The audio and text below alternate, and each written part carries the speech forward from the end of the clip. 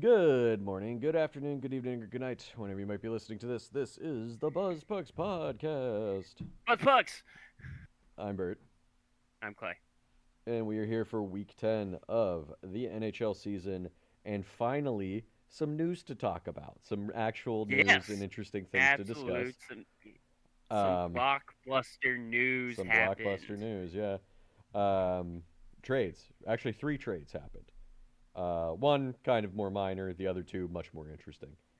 Uh, But before we get to that, happy birthday, Clay. Oh, thank you. Clay, it's Clay's birthday during our recording, and also he has the flu or something. So, I am sick. if he cuts I'm on the out, back end of it. it's probably coughing if he has to mute I'm hacking himself. up a lung. Yeah. Um, Um, what are you drinking, Clay? I'm drinking Snow Pants. Snow pants. By Union Craft Brewing out of Baltimore, and it's a perfect beer for how much of a snowy hellscape it is up here. Yeah, we Um, over here we're coming to you live from the frigid Northeast currently. We didn't. I'm assuming we didn't get nearly as much snow as you did, but it's like 20 degrees over here. I mean, some consider Buffalo the Midwest, and I Why? don't That doesn't make any because sense. we're part of the Rust Belt. I know, but Like like the I Midwest is I such a again weird. I don't technically agree with it. They Yeah. do call it pop. They call it soda pop here. Oh, So it okay, is that's actually that's another one in uh, favor of it. But exactly. the Midwest is such a weird like analogous or not analogous amorphous area Yeah. because like if you're saying Buffalo's there, then like I know people say Pittsburgh is Midwest, but like geographically that doesn't make neither one of those make Right. sense. So Pittsburgh, because Pittsburgh and Buffalo would have to be like, Buffalo maybe and not Pittsburgh have are to like be, kind of in line with each Appalachia. other. Yeah. Like But Pittsburgh definitely Pittsburgh's is Appalachia. Yeah. Appalachia. Yeah. I think it's the only But major city in Appalachia. yes. But yeah, no, it's what, 3 hours straight south of I here. think so. Um, Almost directly down. Yeah. yeah. So I don't But know. yeah, I just like I feel like the Midwest is like the Chicago area, right? yeah, I would agree with that. Like Chicago or like Illinois, Wisconsin, Minnesota, Michigan. I guess Ohio's in there, right? And then maybe tracking down to Indiana a bit as well. I Um, mean, Indiana is in between Illinois yeah, and Ohio, yeah. And then you so could probably throw Iowa in there too. Iowa's right next to Wisconsin, so yeah. that's what I would think of as the Midwest. But I don't consider Buffalo part of it. But yeah, like Western New York is far enough away, so it's just like, is it the new like Northeast? Like, I technically it is. yeah, that's true. I mean, Technically, geographically, it is.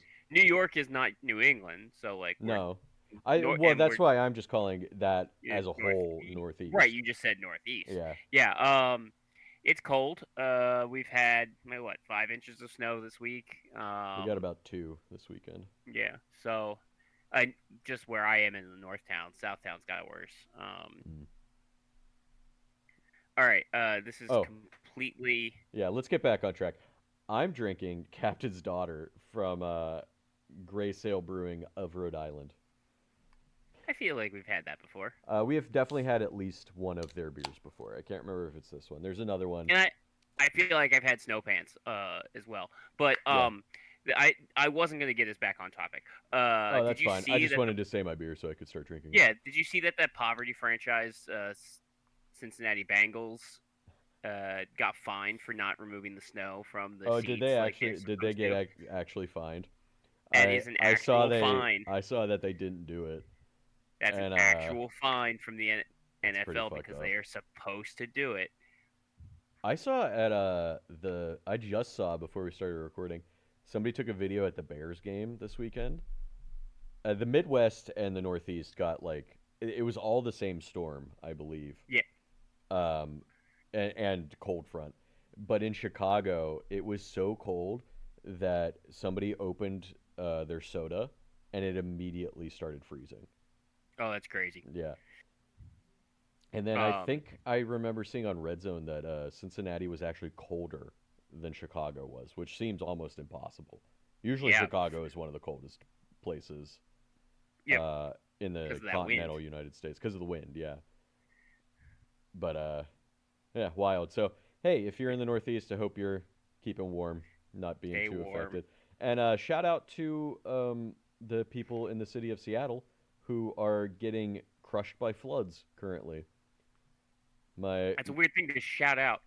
shout out the people. I hope that they're doing okay. Because my buddy who lives up there texted me and was like, I lost power because of the floods. And I was like, what floods? What are you talking about? And then I looked it Right. up and I was like, oh my God, it's flooding so bad in the Seattle That's area crazy. currently. So hopefully everybody up there is okay too. Absolutely. Anyway, let's get to the trades, shall we? Yeah, let's do that first. Let's I go. mean, that's my only news. I have That's nothing the out of only the news. That's Atlantic. oh, you know what? That's the There's one tiny bit of overarching news, and it is that the Board of Governors wants more color on color color on games, color game. which I In would love. fact, That would be great. in fact, the Colorado Avalanche have already gotten permission to wear the blue Nordiques jersey in Montreal. Ooh, that'll be a cool one. So it's going to be blue on red. Nice. Yeah. Yeah, as long I mean, obviously they can't do it if it's like the Bruins and the Penguins, obviously they can't do that one. Yeah. But that's those two are too similar. But like as long as it's two colors that are drastically different, like red black, red green, red blue, I mean, whatever. red green. Let's do red green to mess with the colorblind people again, like those color rush games. Yeah. Um, Um, I think those are great. I think it looks way better on the ice. But yeah, so that's the only little bit of news. But let's go through the trades as they happened chronologically. So the first trade, okay. Edmonton got Spencer Stasny from Nashville for a 2027 third round pick that belonged to Edmonton. Yeah. Little First did of all, everybody it know that did. that was setting up the next trade that happened a Hmm. little while after that. All of these happened on the same day, too, might I Yeah. add. Edmonton got Tristan Jarry and Sam Poulin from Pittsburgh. Remember that we've mentioned the last couple of weeks or a couple of weeks ago that Edmonton I was think you apparently mentioned. Yeah. interested in Jarry. Um, they sent Stuart Skinner, Brett Kulak, and a 2029 second round pick to Pittsburgh for Jarry and Poulin. Um. So let's This talk is because this is one of the ones we have to talk about. Yeah. I think we'll spend a lot of time on, Yeah. or a decent amount of time on this one because this is an awful trade if you're Edmonton. Yeah. Now, Let's be Jari has won a game in Edmonton already, but sure. That again, Jari will fix your problems. Uh, yeah, right. giving giving away one of your serviceable top four defensemen will fix your defensive issues. Um, Also, Jari is older, costs $3 million more 3 years older, yeah. dollars. 3 years older. You have him for 2 more years at $3 Mm-hmm. million more, Mm-hmm. and he has a history of injuries. So, He not only does he have a history of injuries, he has a history of shitting himself in the playoffs, and a like history of hiding. He also hides and those hides injuries. injuries too. Yeah, Yeah. so So, like, which might have been why he shit himself in the playoffs, right? Because they um, suspected that he was hiding an injury. so what are you doing? I What are you I what are don't you doing? really get it either from their perspective, and I think we mentioned this a couple of weeks ago that this is kind of a lateral move for goaltending. I I would put Skinner and Jari in the same kind of category, Yeah, I would, but I but would also put I would rather Skinner have above Skinner. Jari. Yeah, Yeah, because he's younger. He's yeah, not he's injury younger, prone. he's cheaper. He at least He's a was homegrown talent yeah. from Edmonton.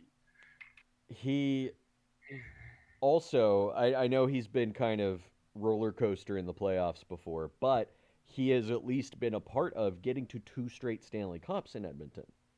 Yes, Uh, I he's not. just man, they just wanted a He's not. scapegoat. I feel it feels like, He's he's not the problem.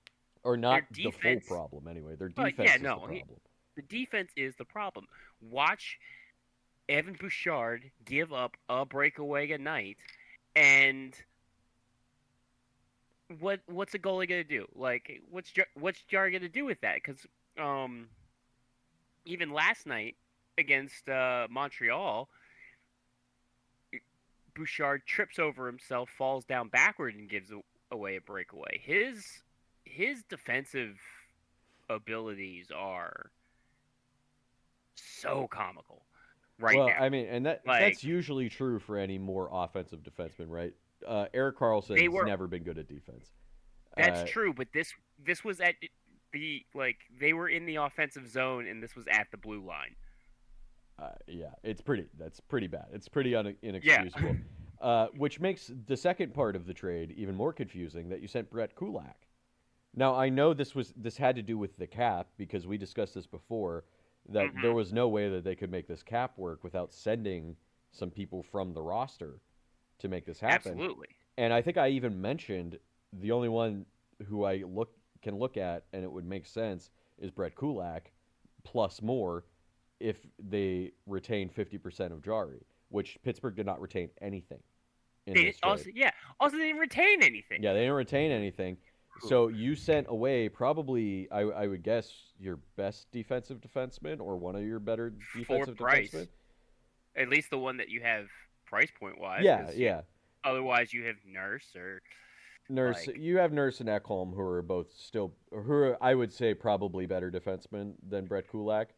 Maybe I not don't Nurse, know. but Yeah, uh, maybe not Ekholm right now. maybe not Ekholm either. But Age is catching up to him. you sent away one of your shutdown defensemen for better or worse. He was one of their better shutdown defensemen. Your starting goalie and a second round draft pick for Jari and Poole. To not why are you paying To you pay paid more for Jari for for basically the same goalie. for them to not retain Yeah. and you paid And you paid even is more. Yeah. crazy. And this can be, honestly, for Pittsburgh, this is nothing but a win. Because if Skinner and Nothing but a Kulak win. don't work out for them this year, they're both UFAs at the end of the year. So Or Pittsburgh if could they be like, oh, well.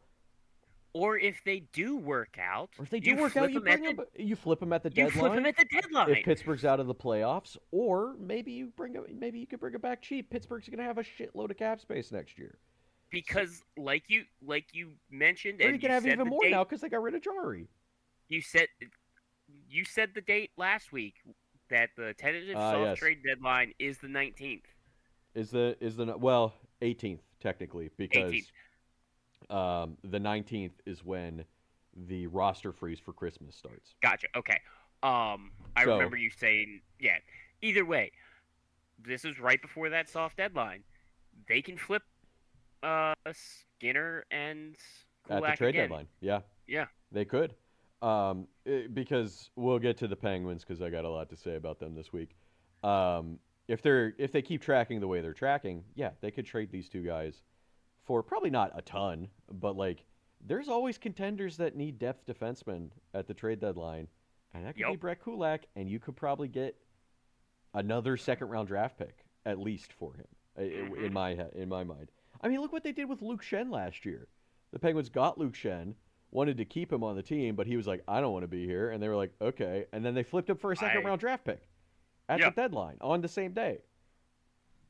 So I just don't get this from Edmonton's. No, not even a little bit. And then on And top they of this, still have Picard. yeah, and they still have, yeah. The rumor is Pickard is a big locker room guy there. Sure. So like all There the is guys. value in that. Well, yeah. there is value in that, but you need a better backup. Well, they have Pickard. Connor Ingram in the minors But I don't still. know. but- I don't know what he's doing in the minors. I don't know either. How his stats. Yeah. I don't know either. And if you finally decide to call up Ingram, let's just say he plays better. Are you going to roll with 3 goalies? Because if Pickard's a really good locker room guy, you can't waive him.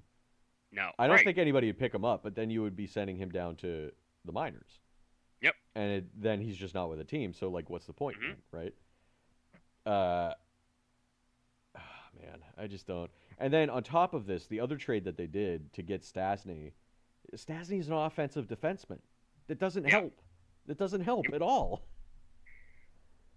So it's just, what do you? I just don't get it from Edmonton.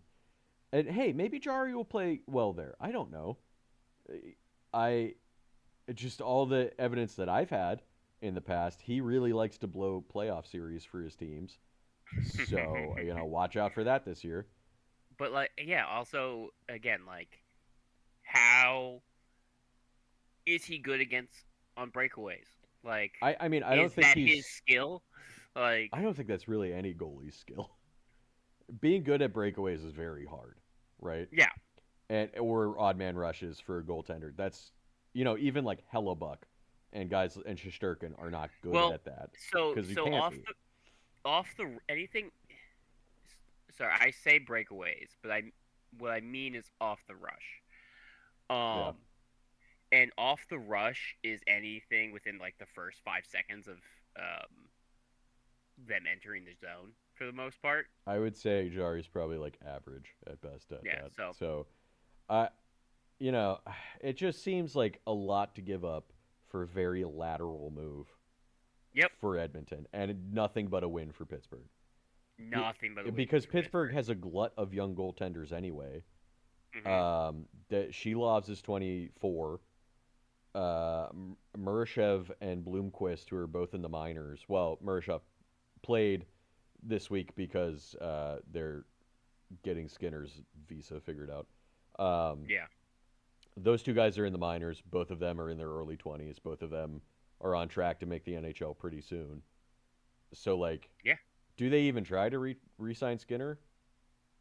Why? Who knows? They don't really Yeah. need to, especially if Murashev's development and he's ready by next year. Maybe you say, oh, well, we want a veteran defenseman to be here with the younger guys. That would make sense to me. But Goalie. yeah, veteran goalie, yes, excuse me, to be here with the younger goalies. And you have a goalie with playoff success who knows what, that knows that what as it takes well. to like Yeah, get to the to like finals. lock in, and I would laugh so Oh, I did hard if Stuart Skinner came to the Penguins and was just lights out for the rest of the year. Oh, That would be such a stick to Edmonton. he was on like a 3-game win streak, 3-game, 4-game win streak before getting traded, and I think his save percentage wasn't like for all the games like the best in the world. Sure. Sure.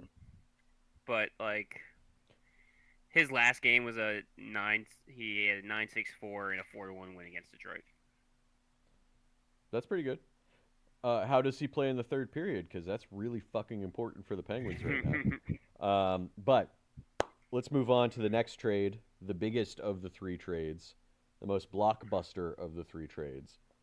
Vancouver sent Quinn Hughes to Minnesota for Marco Rossi, Liam Ogren, Zeev Buyam, and a 2026 first-round pick. That was Minnesota's pick. God damn. To me the big prize for Quinn Hughes was Buyam. Yeah. Is that how you pronounce his name? Buyam is Buyam is the he's projected to be. He's like 20. He's projected to be a top 4, if not top 2 defenseman in the future. Yep. Oh, he's still playing great now. Like yeah. he got called well, up. he had last a year. point in his debut with the Canucks already. So He had 2 points. He had 2 a goal points. and an assist. Yeah, so he already looks good. Marco Rossi, young center. Mm-hmm. Vancouver Which has they like need, they need that desperately. which they don't have at all. Yep. And Liam Ogren is a young winger. He hasn't scored at all this year so far, but I saw the comparison is Pontius Holmberg. For Liam Which- Ogren, that's... Yeah, exactly. So he was just a toss in, another guy. But still, that's 4 first-round picks for. That's your last True. 4 first-round. Oh, that is true. Yeah, that's true. Yeah. So For, I think it's a Hughes. good. I And think it's a that's fair fair. return for Vancouver because there was no assurances given to Minnesota that Quinn Hughes would definitely sign there. Yep. However, he has done an interview already where he was like, "I'm open to it." Well, he knows Bill Guerin from Team USA, Hmm.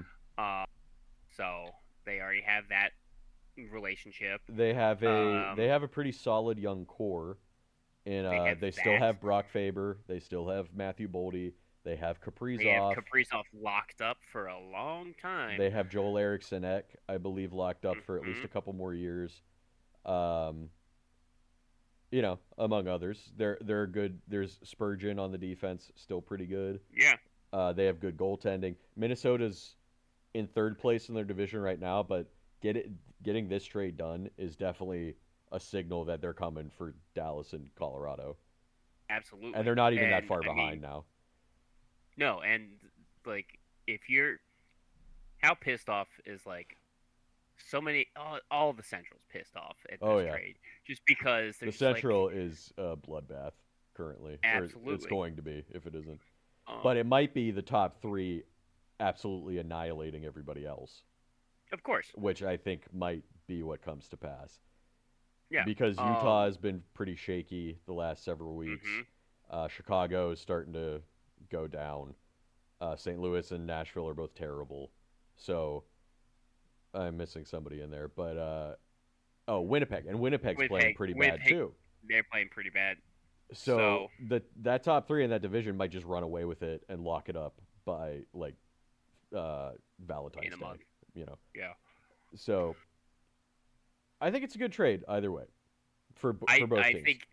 think this is a good trade, an overall good trade. There's I apparently multiple teams in this. Yeah, there was a lot. From what I saw, like on Elliot Freeman's notes, um, American Thanksgiving, Quinn Hughes told them he wasn't signing. I think that's fair. Um, It kind of more sounded like Quinn Hughes was just over it in Vancouver. yeah, absolutely. More that than he wants to play with his brothers, which might have No, just he's been a not, thing that Rutherford said, right? that someone said. Yeah, Yeah, that someone said. So I'm being convinced more and more that Quinn Hughes never even said that no. And because I mean, he's been in Minnesota for 2 days and he's like, yeah, I'm open to signing here. We'll see. New Jersey actually did They tried. throw a package together, but they have too many no move clauses Yeah. that the players nixed. Nixed. Yeah. Um, Which good for those which players. is in their right with their Yeah, you have that in your contract. and I think the rumor was Palat and Hamilton. That's I don't. If I was Vancouver, I wouldn't even want that. Those are two older Right. guys. I The Minnesota package is way better than that, unless they're throwing in, yes, unless Nemec is in there, Nemec and is in there. or Casey or one of I the think Mercer. couple of those guys, maybe Dawson Mercer. It was like Hamilton, Palat, Nemec, Mercer. That's a little better, but I still think Minnesota is a better package than that. I agree. But But yeah, but like- you know, like if that was Dougie Hamilton and Andre Palat saying, "No fucking way am I going to Vancouver," good for them. Well, both of them have said how much they like New Jersey. Yeah. Like, Well, there's that, and there's like, do they want to go to the rebuilding team that's been perpetually rebuilding since the Sedins retired? yeah, I mean, Palat has kids, like him. Yeah. Like he's not moving them to Vancouver. And there's way too many nice museums in the New Jersey, New York area for Dougie Hamilton to leave.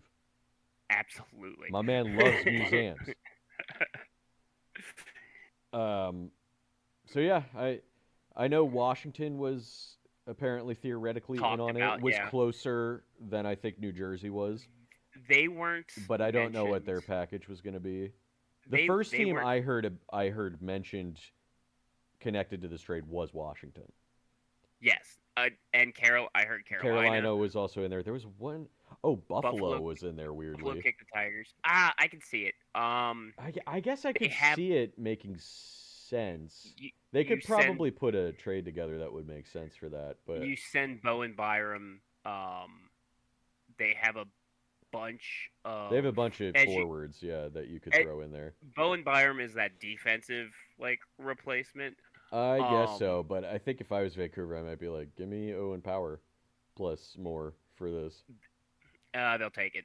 Um, Owen Power has not been Hmm. living up to his draft pedigree, so they probably would have sent him. Um, for Hughes, I think they Oh would have. yeah, yeah, yeah, yeah. Yeah. No, I would have made that Uh, trade too. I'd be like, yep, yep. thank you, Uh, you one for one, sure. yoink. Uh, No, I meant I know. power for and more I than know. that, but I think that was it. There might have been one more team that we're not thinking of in on it, but Minnesota got it done. Yeah, There you go. that's what I got done. And he already scored for them in his debut. Yep. All right, let's talk some injuries, shall we? Let me. What one news Oh, sure. is I forgot. Jerry McCann got suspended for one game for his actions against the Tampa Bay Lightning, cross-checking Bjorkstrand in the face. Ah, Um, yeah. That should just be an auto ban. I feel like, something led up to it. but still, I mean, I'm sure something But yeah, led up no, to it, yeah, but if you like very clearly intentionally cross check a guy in the face, it yeah. should just be an auto game. I feel like. Oh, I missed a fine a couple weeks ago. Oh my god. Ben Sherratt got fined $5,000 for butt ending Simone Nemec. Hmm. Um, yeah, I, there we go. I kind of forgot about Ben Sherratt. He's just being a pylon in Detroit, right? Yep, absolutely. Yeah. All right, I'll start us off with injuries for Chicago. Right before we started, I saw this get announced that Connor Bedard is on the IR with a shoulder injury. Oh yeah, no, he said Well, it was day this to day happened. when I wrote it down, but then I saw IR like All right, 10 minutes before we started. this happened with 3 seconds left in the Blues game. Yep. He separated his shoulder, You think and so? it's It was kind of hard to tell what happened there. absolutely. He tried to take a shot off the face-off. Shen saw that, blocked it, and all of that force had to go somewhere. I gotcha. So Shen didn't do anything wrong. Let's make that clear. No, Shen Shen just kind Shen of just tied him up on the face off, and it did yep. something to his shoulder. That's what happened. So Um, he tried to whip a shot off the face off, and he torqued up for a shot. Shen tied his stick up. All of that force had to go somewhere, I gotcha. and it's just a matter of was there ligament damage. Yeah, here's hoping he doesn't have to have surgery because I think that would already be two Oh, shoulder surgeries for Bedard. He missed wait, a big chunk of not last year but the year before. I thought too, with an interesting. injury. Maybe I'm getting him mixed up with Jack Hughes, but Jack You Hughes might has be getting definitely had confused. multiple Yeah, shoulder surgeries. Um, but let's hope he doesn't have surgery because yeah, your boy Bedard was on track to probably making Team Canada. absolutely. Uh, and he was having a fantastic. He was like what fifth in scoring or something like that, hmm having a great year, and now to potentially maybe he have a separated shoulder. Yeah, it's not good. Not great. Nothing you want to see. So Hopefully, it's like Josh Norris, where he came back mhm. sooner than expected. Actually, that happened to Ricard Raquel too. Yeah, so Raquel came back this week for Pittsburgh, which I think was at least 2 weeks before he was supposed to right. come back. And Um, Norris was like a month before he was supposed to come back. I think. at least a Yeah, month it was before like he way was supposed to before. come So back. hopefully it's one of He those. did he did go headlong into the board, so I don't know Great. if That's he great. was listed on. And he made the play to get the assist. But uh, hopefully it's not Well, too bad. nothing's gonna trump. It's gonna take a while for something to trump Palmieri blowing his knee out and then stealing the puck and getting an assist on a goal while he was Oh skating my to goodness. to Yep, go down to the locker room. absolutely. It's gonna be a while before something beats that. For getting back to injuries for Colorado, Liam O'Connor out at least a week with a hip injury. For Dallas, Lundqvist and Hintz both day to day. Lundqvist has an illness, while Hintz has a foot injury. hmm For Minnesota, Middleton, Zuccarello are both on the IR, both with upper body injuries. Brodin day to day undisclosed, and Jurchik day to day with a lower body injury. So we'll see if those turn into IR stints. Anything. For Nashville, Cole Smith day to day upper body injury. For the Devils, Dadnov I believe I mentioned him last week, is on the IR this week for an undisclosed injury. Gritsyuk just out for at least this weekend with an upper body injury. Timo Meyer out for personal reasons, so hopefully that's nothing too serious. And Simone Nemec out sometime with an undisclosed injury. So, That's boy, not good. they could have really wanted to pull off that Quinn Hughes trade with losing one of their better defensemen. Yeah. But Minnesota beat them to it because Minnesota has 3 defensemen injured this week. Oh, nice. For the Islanders, Bo Ugh. Horvat day-to-day lower body injury. For the Rangers, Matt Rempe day-to-day upper body injury. For Pittsburgh, Malkin and Lazat both headed to the IR. Malkin with an upper body injury, Lazat with an undisclosed injury. For St. Louis, Holloway day-to-day lower body. And for Utah, Logan Cooley is officially on the IR now with his lower body injury, which is a knee Right. injury. Yeah, he didn't escape that one. It No. looked like he did. Well, hopefully it's not too bad because he was playing pretty well this year. All right, Yeah. what you got? I mean, he was playing great. So what do I got? Sorry, I was finding and then watching the clip where Evan Bouchard tripped over nothing to give up a breakaway. All right, injuries. Callahan for Boston is on the IR with a lower body injury. I am looking at last week's. Give me a second. All right.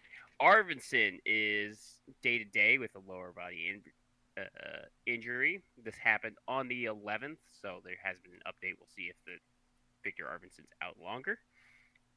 Buffalo, Colton Ellis is on the IR with concussion protocol. Okay. Ottawa, Lars Eller, it just says out sometime, so Yeah. I just I'm said sure week to he'll week. go on the IR next week, probably. It's week to week. He blocked a shot, so it's lower body injury. Tampa Bay, Victor Hedman. Yep. We have it disclosed. He's been out for a while. True. Well, they disclosed had because sur- he had surgery, right? He had surgery on his elbow, so he'll be out until at least the new year. They said that he should be back for the Olympics, though. Oh yeah, they're not So, worried about that. yeah. But he is the only one who has a disclosed. I don't know why Tampa Bay just injury decided to on do Tampa. that this year. I don't know either. So this is an update on Brandon Carlo, who has been out since the 13th of November. On the 12th of December, they announced that he will be out indefinitely. Oof. No good. Yeah, lower body injury. No good for Toronto. Tanev is been missing since the 1st of November. They also just announced that he is looking for a second opinion on his upper good. body injury. Oh, good. So that's not good either. Oh, great. Yeah, that's not good at all.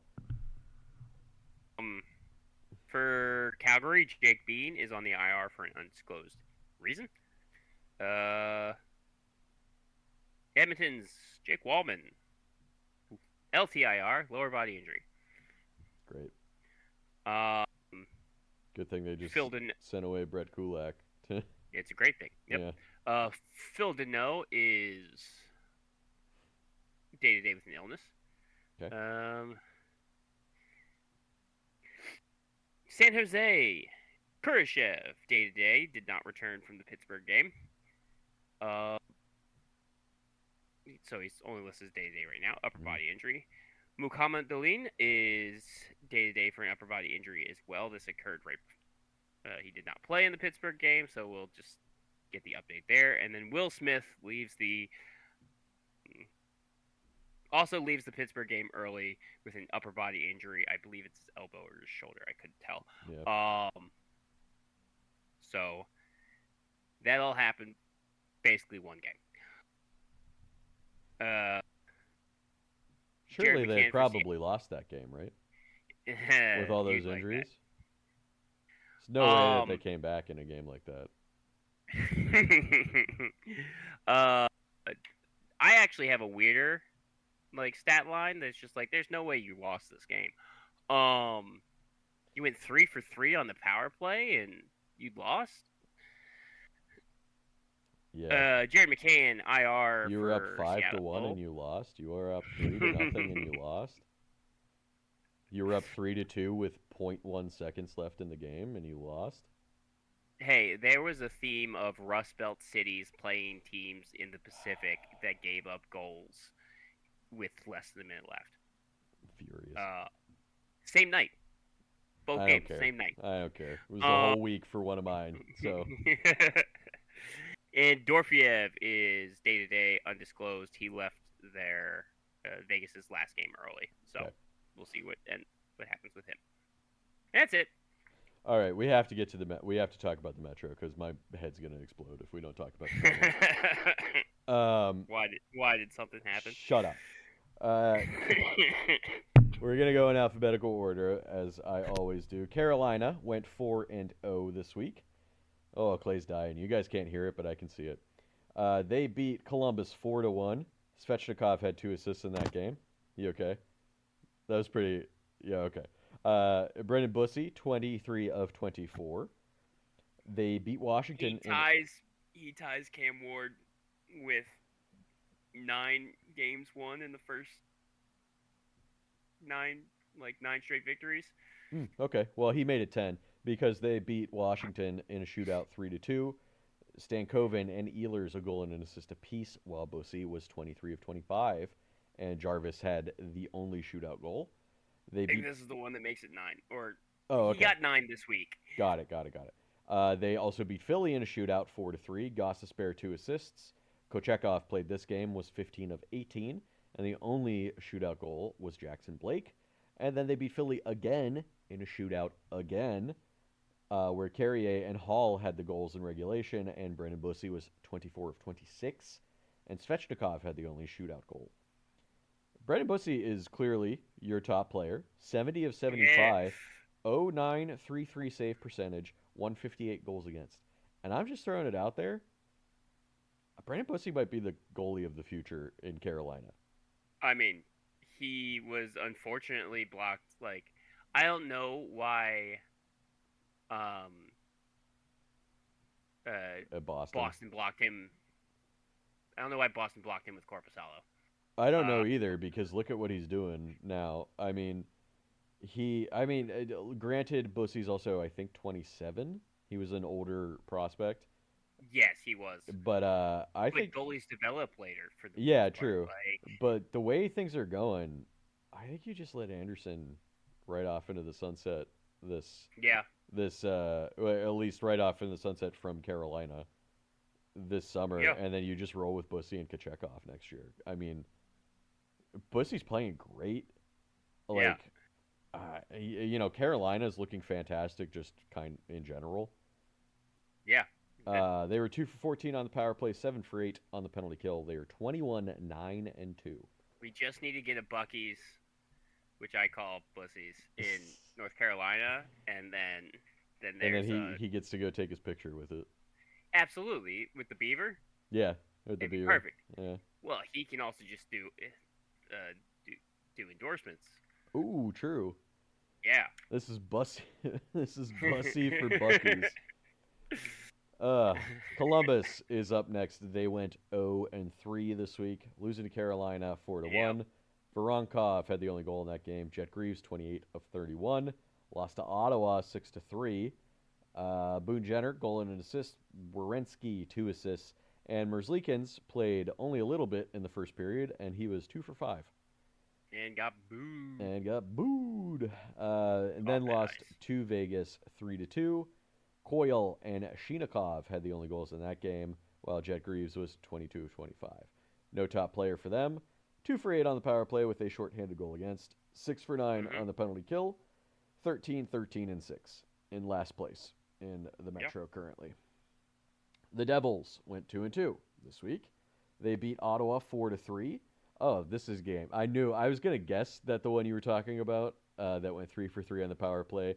I was like, in my head, I was like, I think it's Ottawa, and I think they played one of my teams this week. It is. Yes, they did. Griciuk had a goal and 2 assists in this game for the Devils. Brown, 3 assists. Markstrom, 35 of 38. And they were 0 for 3 on the penalty kill. 0?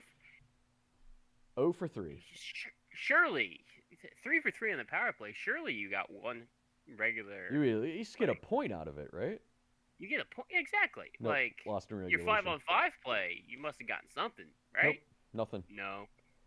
But that's okay because Tampa Bay rolled in and just smushed the Devils in the next game, 8 to Oh, they 4. smushed them. Cotter and Luke Hughes had a goal and an assist apiece. Nemec 2 assists. Both goalies played this game, as you could imagine, 27 of 35. They lit up all 8 goals in that game, and they were 1 for 3 on the penalty kill in that game. They then beat Anaheim 4-1. Palat, Lemico, and White each had 2 assists in this game, while Allen was 30 of 31. And then they lost to Vancouver. Shameful. 2-1. A Quinn Hughesless. A Quinn Vancouver. Hughesless Vancouver, losing to them 2-1. They outshot Vancouver 26 to 15 in this game. Luke Hughes had the only goal, and Markstrom was 13 of 15. Don't really have a top player. It's just kind of spread out goal scoring. Hughes might have been hanging out with his brothers when he got traded. Oh, you know what? He definitely was, because I saw Guerin flew to New Jersey to pick him up, and I was like, that's weird that he was in New Jersey. I didn't even connect. It was because Vancouver was playing the Devils. And then apparently Hughes forgot to put his gear on the plane or something. Or at least he's responded to that rumors, and he's just like, I don't know what you're talking about. Yeah, which means he definitely did. That's the answer you give when like you definitely forgot your gear and you're trying to play it off like kind of in a jokey way. Yeah, that is funny. I didn't even think of that. Yeah. He probably was hanging out with his brothers when he got the phone call, be like, "You got traded to Minnesota." He's probably like, He's like, hey, "Fuck yeah." he's like, you got traded. All right. I mean, I'm in Vancouver. It's like, or sorry, I'm in New Jersey, so we're already here. Yeah, no, It's like, no, you're going to Minnesota. Nah, Minnesota. Like, all right. All right. Oh, I will say in the interview I talked about before, where Quinn Hughes said he's open to re-signing in Minnesota. He said that Bill Guerin was the only GM who nutted up and made the big trade for him, which he was like, and I respect that. And I was like, what a thing to say. He was the only GM who nutted up and paid the price. I was like, all right, fair enough. All right, yeah, absolutely. New Jersey was 1 for 11 on the power play, 5 for 12 on the penalty kill. Sub 50% this week. That might be the worst. I think it is the worst. They're 18-14-1, so still pretty good record. They're hanging on, waiting for Jack Hughes to come back from cutting himself on a glass. Yep. Yeah, that's New Jersey. The Islanders surging 3-0 this week. They beat Vegas 5-4 in a shootout. Got outshot 37-27. Horvat scored both goals in this game. Sorokin 33 of 37, and Heineman had the only shootout goal. They beat Anaheim 5-2. Anders Lee 2 goals and 2 assists in this game, while Holmstrom had a goal and 2 assists. And D'Angelo, hey, we haven't mentioned him in a while, had 2 assists. For both good and bad reasons. For both good and bad reasons, we haven't mentioned him. He's behaving himself, at least. Yeah. So there's that. Rittich 31 of 33 in that win over Anaheim. And then they beat Tampa Bay in a shootout 3-2. Got outshot 34-17. Duclair 2 assists. Sorokin 32 of 34. I did not write down who got the shootout goal. Don't have top player. Their entire lineup is kind of scoring, which is good. They were 4 for 10 on the power play with a shorthanded goal against, 8 for 9 on the penalty kill. They're 19-11-3. So Patrick Waugh has figured out something with this team. They're playing really well. Oh yeah, Matthew Schaefer helps a lot. I keep forgetting about that. I mean, Bo Horvat might be playing himself onto the Olympics team. Like maybe he did get hurt this week, so we'll see if that turns into anything serious. It is just listed day to day at the moment, but a lot of times this season so far, it's been listed day to day, and then the guy goes on the IR the next week. Yeah. So we'll see.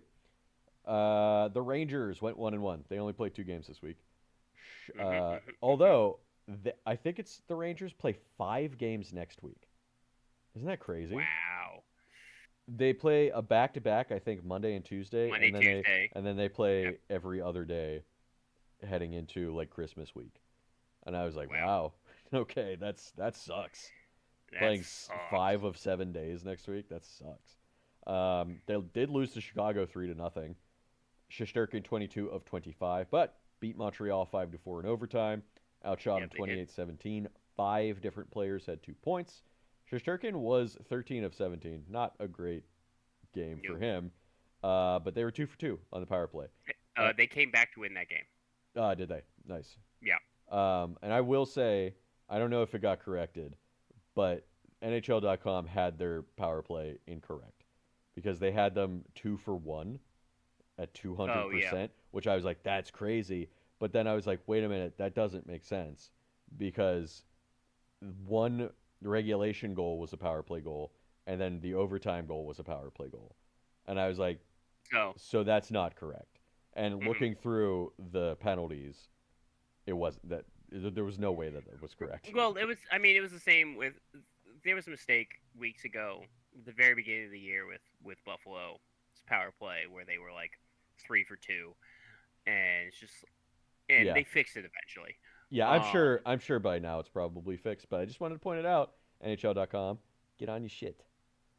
Panarin scored on a penalty shot in this game too. So that might have oh, been nice. part of the reason it got like confused.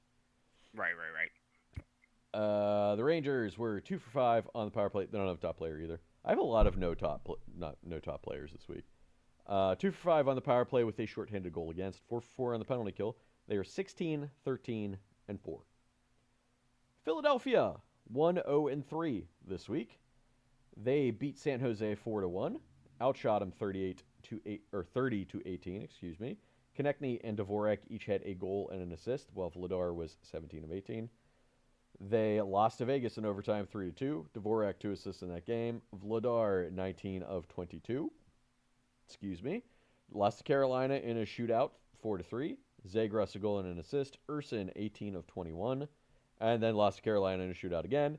This time 3-2. Zegras a goal and an assist again. And Vladar was 30 of 32. And Zegras is your top player. 3 goals and 3 assists. Yeah. 0 for 9 on the power play. 10 for 12 on the penalty kill. And they're 16-9-6. Philly playing great this year. I think they're in 4th place Absolutely. currently, but they have games in hand on at least 2 of the teams in front of them. Or maybe all 3 of the teams in the front of them. All of the teams. All right. Next up is Pittsburgh. Just talk about their offense, or talk about the first 2/3 of all the games. Yeah. So, in reality, Pittsburgh should be 3-1 this week. They should have And- won all 3 of the overtime games that they lost. And I'm not disagreeing with you, which is a testament. They went 0-1-3 this week. All 3 of the overtime games, all fucking 3 of them, they should have won all of them handedly. Mhm. Maybe not handedly. 2 of them Not handedly. 2 of them handedly. The other All right, one they should have won. They should have just won outright. So they lost to Anaheim 4-3 in a shootout. They let Anaheim score with 0.1 seconds left in the game in regulation. 0.1 seconds. And it was a fucking shorthanded goal. Yes, it was by Beckett Seneca. Who Carlson had 2 assists in this is game. great. Shelovs played pretty well, 25 of 28. They outshot Anaheim 47-28. It Yes, was a they did. good game. They should have won. Mhm. Then they lost to Montreal 4-2. They barely showed up for this game. Rust had a goal and an assist. Jari 25 of 29, and then he was traded the next day. San Jose, they lost 6-5 in overtime. Rust and Both Mantha had a goal and 2 assists. Crosby a goal and an assist. Shelovs 26 of 32. They were up 5-1. Go Both ahead. teams had 5 unanswered goals. They were up 5-1 in the third period. That's not true. They each had 4 unanswered goals. No, because it was it 1 was- to. Oh no, you're it right. was one. Excuse me, It you're was right. One. Yeah, You scored 5, and then they scored 5. you're correct. I'm so sorry. You are correct. Pittsburgh was up 5-1 in the third period. 5-1. They dominated the first 2 periods. Absolutely. If you watch this game, they absolutely dominated the first 2 periods. And then they blew a 5-1 lead very fast in the third period. And then Real lost quick. in overtime. And then the next day, They lost to Utah 5-4 in overtime, where they were up Yep. 3-0 in the third period. Yeah. And they almost immediately blew that lead in the third period. And not only did they blow it, they let Utah take the lead in the third period. They ended Yeah, up they tying the game battling back. and then losing in overtime. Kindle had a goal and 2 assists in this game. Brazeau, 2 goals. Murashov, 32 of 37. They should have won. That's 3 games that they should have won. That's 3 games this week. This has been a problem for Pittsburgh. They blew the Dallas this game last season. week. Yeah. I think they blew another game last week, too. Hold on, let me look. Yeah. They've blown it. Oh, no. It was only the Dallas game last week that they blew. But they almost blew the Tampa Bay game last week. They've blown a couple of games this season. I mean, they even blew that Buffalo one where Buffalo, like, Pittsburgh scores early and they're holding off Buffalo. Oh, and then Buffalo scores late. Forced overtime, yeah. No. Pittsburgh won outright. That game. Okay. Yeah, but Buffalo tied it pretty late, and then Pittsburgh immediately responded. Yeah. Yeah. You're right. I'm looking at it. So, yeah, the last 3 weeks, you're right. They almost blew the Buffalo game. They came back. Columbus blew the game against Pittsburgh 2 weeks ago. Yep. Then they got fucking annihilated by Toronto. They blew the Dallas game last week. The same thing that happened in Anaheim. They let Dallas score with Dallas scored with a little bit more time on the clock. I think it was 2 minutes, but they let Dallas tie the game late in the third, and then 3 games this week they blew. And they're 2 of which they had. Yeah. And they're 0 for 5 on the shootouts. They're hilariously bad. They're hilariously bad in overtime. I just don't. I don't get it, and I don't even know what to do about it. Right? If I was the Penguins, I'm just like, what do we do? What happened? You were dominating San Jose. You were borderline, not dominating, I would say, but you really had Utah on the ropes in their game. You do have to remember, Pittsburgh is kind of overachieving on what they thought they were supposed to be doing this year. Absolutely. The only team that actively has tried to get worse this season is Pittsburgh. And they failed, technically. Exactly. So they have been. We'll see what teams decide to be sellers, but they're the only teams that went into this season being sellers. I don't know if Pittsburgh thought they were going to be sellers, but everybody else did. Literally every talking head was like, the only team we know is probably going to sell this year is Pittsburgh. Everyone else is a question mark. But now it's if they're in playoff contention by the trade deadline, do they sell off? I think they sell off. I think Dubas is smart. I think Dubas is smart too. I don't think they're gonna buy, but no, I'm not super sold that they're gonna sell everybody. I think they do what Washington did 2 years ago, or a couple years ago, or Nashville did when they somehow made the playoffs. They sold and then made the playoffs. Oh, that's true. Yeah. But it's just I don't know. I'm not going to guarantee that Pittsburgh's still going to sell because maybe they trade pending UFAs. Philadelphia last year, they sold and then almost made the playoffs. They were close anyway. Yeah. They Philadelphia has a long-term plan and they're kind of overachieving it, but they're still not. They're not buyers. They're not going all in on it. Yeah. They're not saying they didn't pull a Rangers and say, "Hey, this rebuild is over." Right. We overachieved. You can see what's happening with the Rangers. I just I don't. Kind of sorry, Rangers fans. Pittsburgh's definitely not going to buy.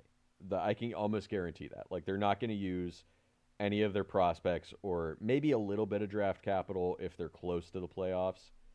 If they're in third place when we get to the trade deadline, I don't think Dubas is going to sell. Or maybe he sells a little bit. But I don't think it's a fire sale. I don't think it's going to be a fire sale. I don't think it's going to be a fire sale anyway, unless they really crash and burn. Then I could see it being okay, yeah, let's trade Raquel, let's trade Rust. No, I'm looking at your UFAs right now. Mm-hmm. I'm not counting Malkin because that's never going to happen. No, they're not going to trade. Your UFAs, Kevin Hayes, Anthony Mantha, Heinen, Achari, Dewar, Mm-hmm. Clifton, Kulak, Mm-hmm. Skinner. Skinner. Yeah, So all those guys can get flipped. all those guys could All those guys can absolutely get get flipped. flipped. Mantha's actually playing pretty well this year for the Penguins. He has 8 or 9 goals on the season. Hmm. Uh, Achari has actually been playing very well defensively. So has Connor Dewar. All of those guys you mentioned, I don't know about Kulak and Skinner. We'll see. But all of those guys you mentioned, except for Heinen, because he hasn't really been in the NHL that much this year for the Penguins. All of those guys have overachieved what I think anybody thought they were going to do so far. Which is why you sell them. Oh no, I'm not saying you're wrong. I'm just not. I don't know that Sorry, they're going to trade that's not to all you. of them. No, I know Um, you're not. I know. yeah, So we'll see if they keep doing this shit that they did this week. Then yeah, get sell off at least your UFAs. But I think Dubas was smart last year to not just trade Raquel to trade Raquel. Right? He said yeah, he was like, "We'll trade absolutely. him if you meet my price." And I guarantee that he has a high price for both Raquel and Rust, at least. Yes. Um, Carlson's in there too. You might be able to trade Carlson. Yeah, but I was just talking to your face this year. I know. I got you. I Um, got you. So we'll see. We'll see what happens with Pittsburgh. Maybe they bounce back next week. I don't know. But the this East is week, a this bloodbath. week made me want to jump off a bridge. Being a Penguins fan. Let's talk about Washington to finish off the Metro. Excuse me. Yep. They only played 2 games this week. They went 0-1-1, losing to Carolina in a shootout 3-2. They got outshot 39-25. I don't know if I said that. I might have. McMichael, goal and an assist. Sandin, 2 assists. And Thompson was 37 of 39 in that game. Pretty good. McMichael was on the list for Washington to go. I could see that. I could see Vancouver Yeah. wanting McMichael in that trade because Mhm. he's playing very well this year. Yeah. And he played pretty well last year, too, if I remember correctly. He's not playing as well as he did last year. But still, he's still good. Yeah, right? absolutely. He's still playing Very, no, he's still very good. Yeah. well. Then they lost to Winnipeg 5-1. Yeah, that was Got just a outshot stinker. 35-25. Chikrin a goal. Thompson 30 of 35. Look, sometimes your team just has a stinker of a game. It That's happens. just what it It's is. an Yep. 82 game season. You're not going to play great in every single game. It was in Winnipeg. Oh, I'll say, So like, let me not to defend Pittsburgh at all, but that Montreal game, they had to delay the game by a half an hour because because of there was a huge snow. accident. No, Yeah. there was a huge accident that maybe the had snow. to do with the snow Yes. on one of the major highways in Pittsburgh, and apparently, 279. yeah, 276. 279, and apparently most of the players for Pittsburgh live that direction from the city, which I think is north of the city. So If like it's they where just couldn't get there. if it's where I think it is, because I actually drove that area semi recently. Mm. It's in sucks to drive between the around Pittsburgh. where that accident was in between the practice facility and the stadium. That makes sense. I think a lot of the players So- live in Cranberry, which is Mhm. a, I don't think it's a, I don't, it's like a town, Yeah. north of Pittsburgh. It's like a ritzy, like rich town, Yeah, obviously. yeah. But that to get down to the game, you would drive down 279. But there was Yep. a tractor trailer that jackknifed Hmm. across the So, yeah, highway. Players were running late for that game. And then I shout did- out I to did the read Utah about that. players because they're, God damn it, Pittsburgh PennDOT, like they didn't do shit in the city to take care of the snow. So Oh. Utah's bus got stuck on a hill trying to get to the stadium or try to get to the arena, excuse me. Yeah. And so like but then I also saw a video that a bunch of the players on Utah Helped got get out and helped get a car unstuck from Yeah, I saw that the one, ice too. or snow. So shout out to those guys. Nice guys. Yeah. Back to Washington. No top player. 1 for 6 on the power play, 4 for 5 on the penalty kill, 18, 10, and 4. Still doing pretty well. Washington is actually on Pittsburgh level for shootouts. Really? I don't get it. Have not won. How are you Have this not won. bad? Have not won a single one. Pittsburgh's 0-5, I think, or 0-6 at this Washington's point. 0-4. I don't understand how Pittsburgh's 0-5. Pittsburgh's Yeah. so bad. I don't even know that Pittsburgh has scored on the shootout yet this year. I'll look into that, but like I don't if they have, it's been like one or two. Like the joke was, It's hey, just can Quinn Hughes score on the shootout? Like I saw some Pittsburgh like beat writers being like, "Hey, maybe we try some different players on the shootout." Like the big boys after are just not doing it anymore. Like Crosby has just lost his touch with the shootout, and so is after the Letang. shootout loss against Get the kids in there. Let the kids do it. They're the ones that are after the probably good at it. after the loss against Carolina, Carberry was just like, yeah, we're doing something different because they even brought Yeah. in Oshie. Oh wow. Yeah, Oshie historically very good at the shootout. Exactly, but Uh, like they brought him in to be like, all right, to teach them. some of Yeah. these like yeah. Pittsburgh. Somebody had a video of Pittsburgh like practicing the shootout a lot at their practice Oh this week. really? One of the practices this week. Um, but just like Pittsburgh, just hilariously bad at the shootout for some reason, and in Um, overtime. But so Pittsburgh's like 1-8, actually, 1-9 in overtime. How many overtime my games buddy do and they I have? went to Nine. the Buffalo Capitals game a couple weeks ago, and that's the one the Caps lost in the shootout to Buffalo that game. Um, but we were both just being like, just based on how they started their shootout, we were just like no or yes, and then for the most part we were right. Yeah. I just think some of the older players in the league in general are getting eclipsed by the younger guys who have done Yeah, shootouts a lot more, right? or at least just mess around with it. Yeah, Yeah. like They like Crosby, Crosby's like barely doing anything. He's just like skating in and shooting. And yeah, it's just like I don't think that works anymore. no, it doesn't You work got to do anymore. something else. I know you can do something else. Or get like you got some kids who are probably good at the shootout in Pittsburgh. Like Absolutely. get Kindle in there, get Koivunen and McGroarty in there. Anyway, let's get to your teams, eh? Alrighty. Because we've only done So, we've been going an hour and we've only done one division. coolio. Let's talk about the Atlantic. All right. So, I'm gonna start off with Boston. Boston went 2-1. Okay. This week. Um, Uh huh. You okay? sorry, my dog's not listening to me. Oh, okay. But St. Louis, they beat St. Louis 5-2. Kestelik had 2 goals in that game. They beat Winnipeg 6-3. Pastrnak 2 goals, 2 assists in that game, and then they finally lose to Minnesota 2-6. They were 2 for 6 on the power play, 5 for 9 on the penalty kill for the week. Pastrnak is their top player, 2 goals, 5 assists. Oh, Uh, really quick. I feel like I should tell you this. My mom said that turkey episode she found very informative. haha. I meant to tell you that before, but she said that to me this week. Haha. I do it for someone other than me. My mom. Shut But up, mom.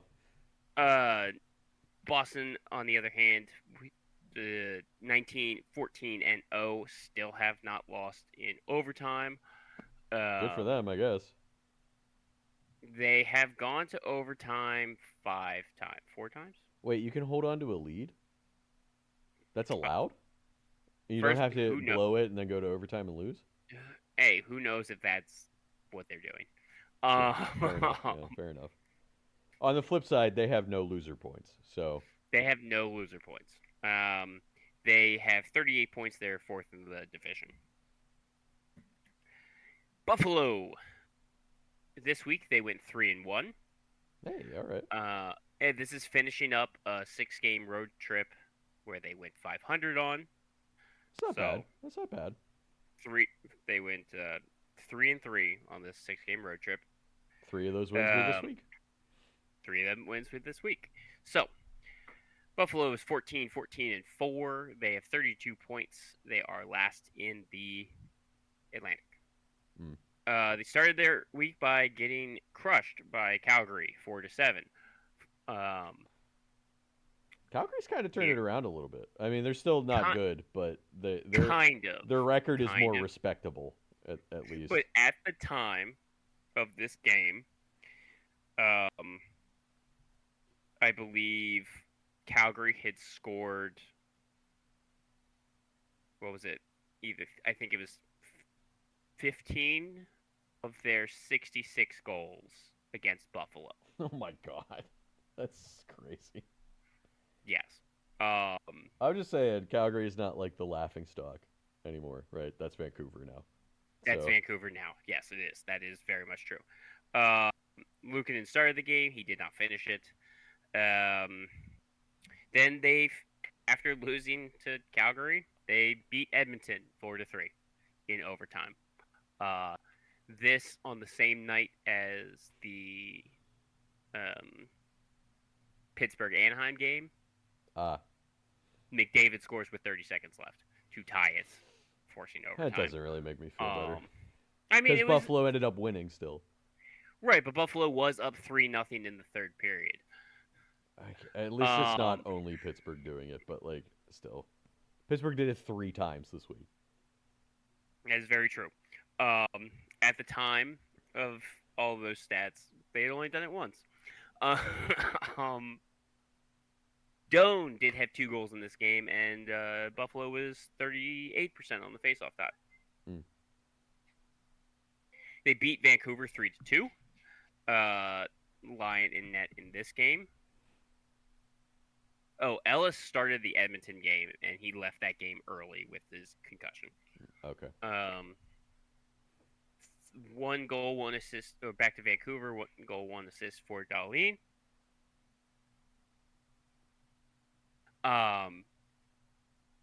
And then they finished the week by beating Seattle 3-1. Tuck to assist in that game. They were 5 for 16 on the power play this week, Okay. and then 11 for 15 on the penalty kill. Thompson and Dahlin are their top players. Thompson 4 goals and 3 assists. Dahlin 2 goals and 5 assists. I mean, Thompson had a slow start to the season, so it's really good to see him. He's getting back to it. Yeah. Heat up. Yeah, he's heating up. So this is their first 3-game win streak this season. So hopefully they can. Okay, maybe they can keep string a couple more in there. Hopefully they can keep Come on, going. come on, Buffalo. All right, next up is Detroit, who went 3-1 this week. Detroit is 18-12-3. They have 39 points. They are tied. They're in second, but they're tied for first in the division. Okay. They started their week by beating Vancouver 4-0. Gibson 39 for 39 in net. They were outshot by Vancouver 39-21. Block shots on top of that were 23-7. And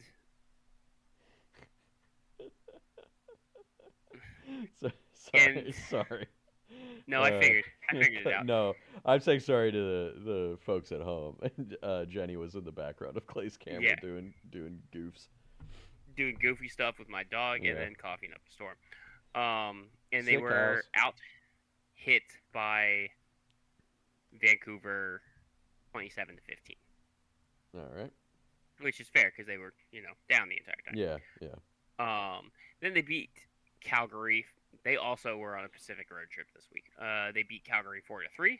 Gibson in net there. DeBrincat 2 goals and an assist.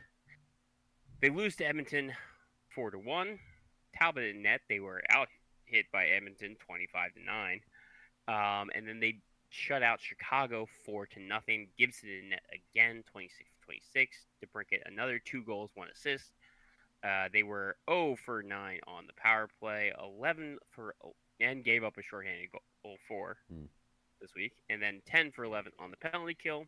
Their top player is John Gibson. He went 3-0 this week. He saved 99 for 102 shots for a .971 save percentage. Wow, great week, yeah. 2 shutouts and a 1 goal against average. I mean, yeah, he has to be a top player with a stat line like that. And he also was someone who struggled at the start of the season. True. Florida is up next, 2-1. They are 16, 13, and 2. They have 34 points. They are fifth in the division. They started their entire week was on the road as well, uh, beating Utah 4-3. Sam Bennett 2 goals and an assist in that game. They lose to Colorado, as everyone does, Yeah. 2-6. They were outshot by Colorado 25-42. Yeah, it was a pretty significant difference. But they were 80% on the face-off dot. That's pretty wild. That's 80% is crazy. 80. That's why I wrote it down. 80% is Like, crazy. I think that's the highest we've ever seen. it's Because up we there. had a couple like 75-ish percents. Yeah, no, and I have before, like but I don't remember. I have another I don't remember I think I have anybody another hitting 80%. 70 this week, but like, I don't recall 80 anybody is hitting 80. wild. That's a wild.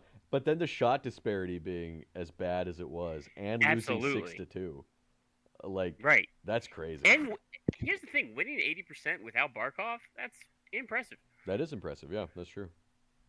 And then they finished their week by shutting out Dallas 4-0. That's pretty impressive win This- too, because Dallas has been on fire. It is. I don't have the shots like totals, but this was not a high shot game because Bobrovsky only had to stop 15 shots. Ottinger only had to stop 22, so it was 22-15. Right. It was just a low. Or I'm shooting sorry, game. 23-15, because there was 23 to there was 15. an empty net goal. Empty net. Marchand did have 2 goals and an assist in this game. They were 1 for 7 on the power play, 7 for 9 on the penalty kill. They don't have a top player, just because I think Marchand had the most points, but like 3 out of the 5 just came for one game. Yeah, that's fair. And also, like, with Florida, it's worrying that he is your top player. He is Absolutely. your top point scorer. He is your top point scorer for this team. He's 38. Yeah. Well, I mean, I guess to be fair, Barkov and Kachuk has not played at all this year. Obviously, That's true. Barkov is out for the season. So I'm talking about what has been playing. But I know It what should you're not. getting at. Reinhardt's It not up there. Bennett is not up there. Like, no. you know, I mean, Bennett's never been like a big point guy. I think like 50, 60 points is his top off. No, but like, he feeds, like, he will get better when Kachuk is back. That's just absolutely. how he plays. But like Reinhardt obviously was benefiting greatly from Barkov Barkov, yep. because Reinhardt had a 50-goal season, not last year but the year before, something like that. Something like that. And now I don't know how many goals he has, but like I'm sure it's not 0, but No. But you know, he's having a hard time without his centerman. Absolutely. Let us move on to Montreal, who went. Gosh darn it! Montreal went 2-1-1 this week. They are 17, 11-4, which is good for 38 points, third in the division. Okay. Got crushed by Tampa Bay to start the week, 6-1. Both goalies played. They both had about the same save percentage of like. So it was a good game for them. Oh yeah, like Dobash was a 7.86 and Montembeau with a 7.69. It's not good for either of them. Then they beat Pittsburgh 4-2, like you said. Jacob Fowler gets the win in his debut. Yes, he did. He played very well in that game. They did a bunch of they did a whole thing with all the other Montreal greats to get their debut against Pittsburgh. It was Waugh, it was Carey Dryden, Price too, I think. and Price. Yeah. Oh, that's such a So- weird stat. It was a weird stat. That's weird. Dryden- Yeah. Dryden, Waugh, Dry- Price, and now Jacob Fowler all get had their their debuts debuts. against Pittsburgh. That's so crazy. Yep. Well, Jacob Fowler better turn into a Hall of Famer He because better. otherwise he's bucking the trend. Yep. Then they lose to the Rangers in overtime. Fowler in net here. They did outshoot the Rangers, like you said, 28-17. And then they beat Edmonton 4-1. Dobesh in net here. They were 4 for 13 on the power play, 11 for 16 on the penalty kill. Lane Hudson is their top player with 6 assists. Okay. Ottawa 1-2 on the week. They lose to New Jersey, like you said, 3-4. Batherson did have 2 goals in this game, 3 for 3 on the power play. Come on, win this game. Yeah, I mean, come on. You're going 3 for 3 on the power play, and you fucking lose in regulation. In regulation. Yeah. Then they beat Columbus 3-6, like you said. Allmark in that as well here. Batherson does have another goal and 2 assists in this game, and then they lose to Minnesota 2-3. Maryline in net. They were 6 for 9 on the power play. Nice. In that game? No. Oh, overall. Gotcha. For the week, 6 for 9, and they went 1-2. Better than 5 and 12. So. Yes. They were 5 for 7 on the penalty kill. You'd think it'd be Batherson. Oh, I'm sorry. You said power play. I misheard you. I thought you said penalty kill. 6 for 9 on the power play and going 1-2. That's awful. I'm sorry. I completely missed your point. That is egregious. You're totally correct. Absolutely egregious. 5 for 7 on the penalty kill, and then you'd think it'd be Drake Batherson as the top player. It is not. It is Dylan Cousins, who had 1 goal and 6 assists on the week. That top line has been on fire. It was Batherson, Cousins, and Stutzla. They all were lighting it up.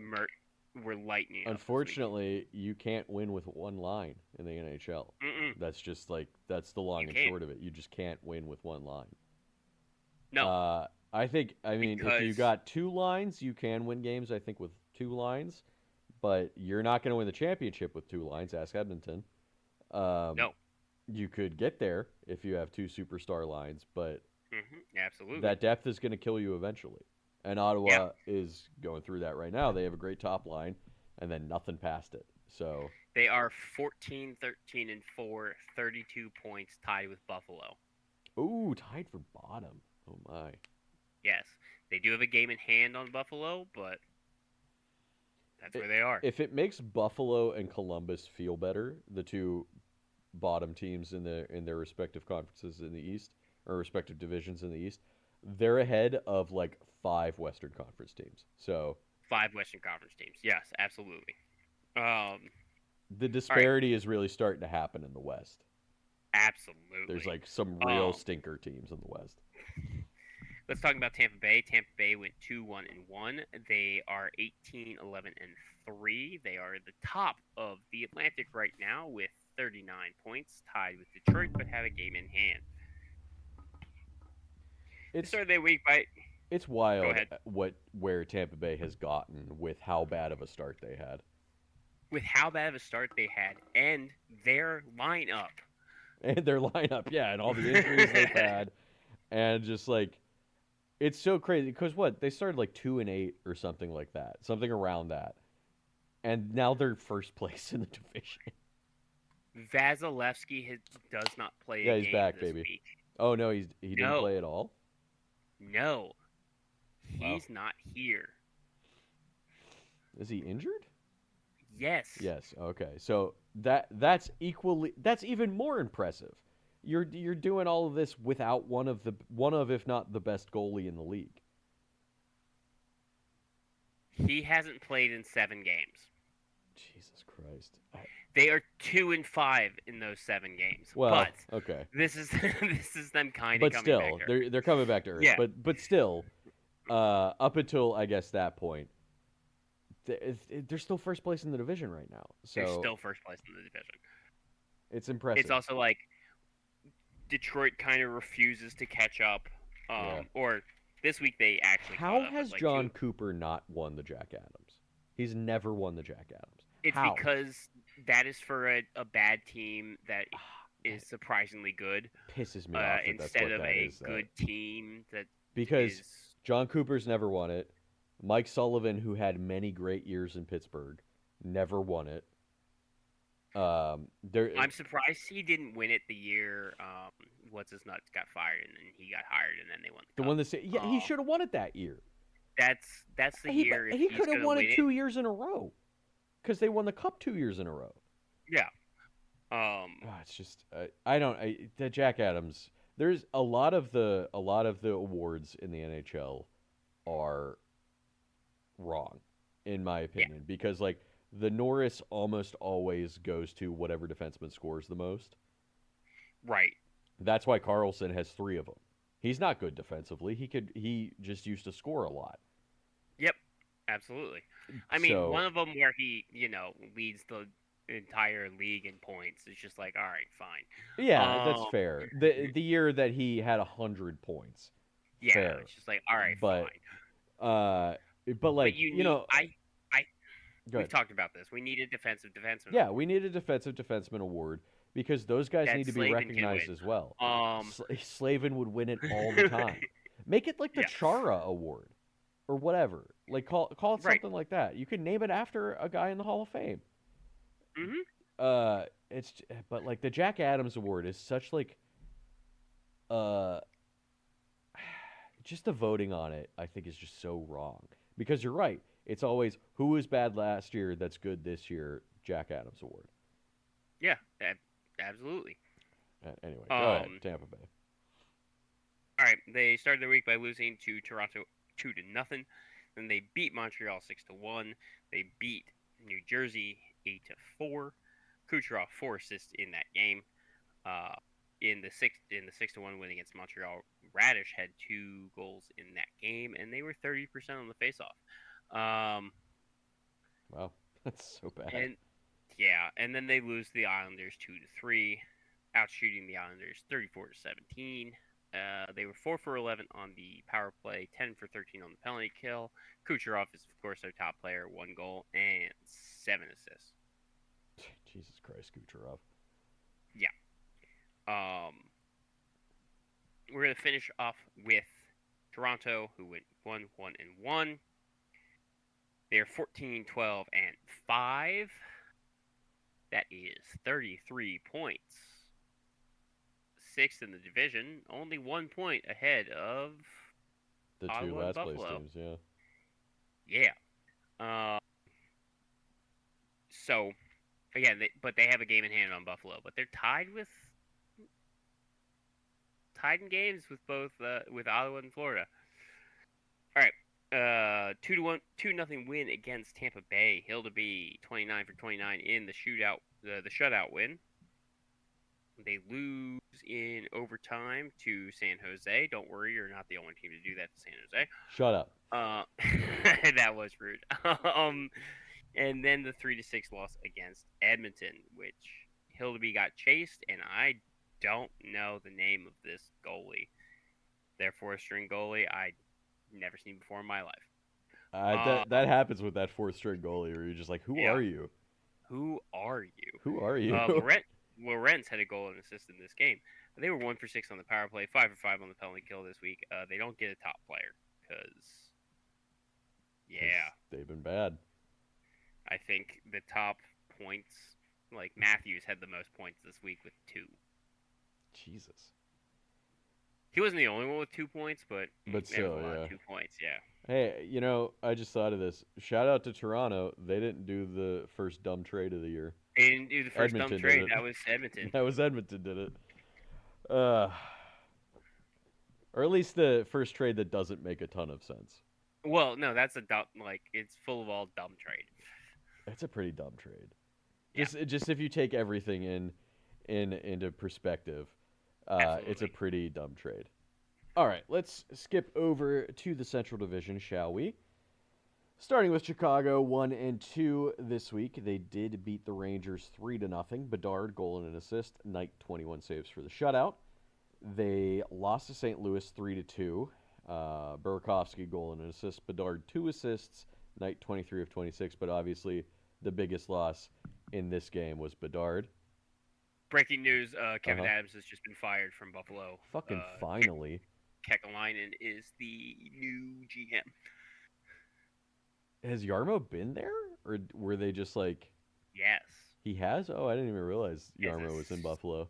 he got hired as a advisory role in the off season, and we both Interesting. called Oh, next GM. yeah. Oh, I do kind of remember Now that now. Yeah, now I remember that. Yarmo's not a terrible GM, he but he he drafts drafts well. well. Yeah. It's the trades that are The trades are where he kind of fails, but my he thing with mhm. Kevin Adams in his 5 years as Buffalo's GM is I don't hate a lot of the moves that he's made.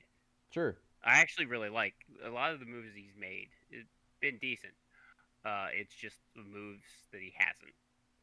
You know? Yeah, he hasn't made that big like well, the big move that he made was to trade Eichel, Yeah. but that was I don't know But that you can put all of that on Kevin Adams no, necessarily. because was it that his call that like Yeah, was Eichel's the medical stuff Eichel with Eichel his call Eichel or was that doesn't the owner's leave. call? Eichel doesn't leave if he gets the surgery he wants. Yeah.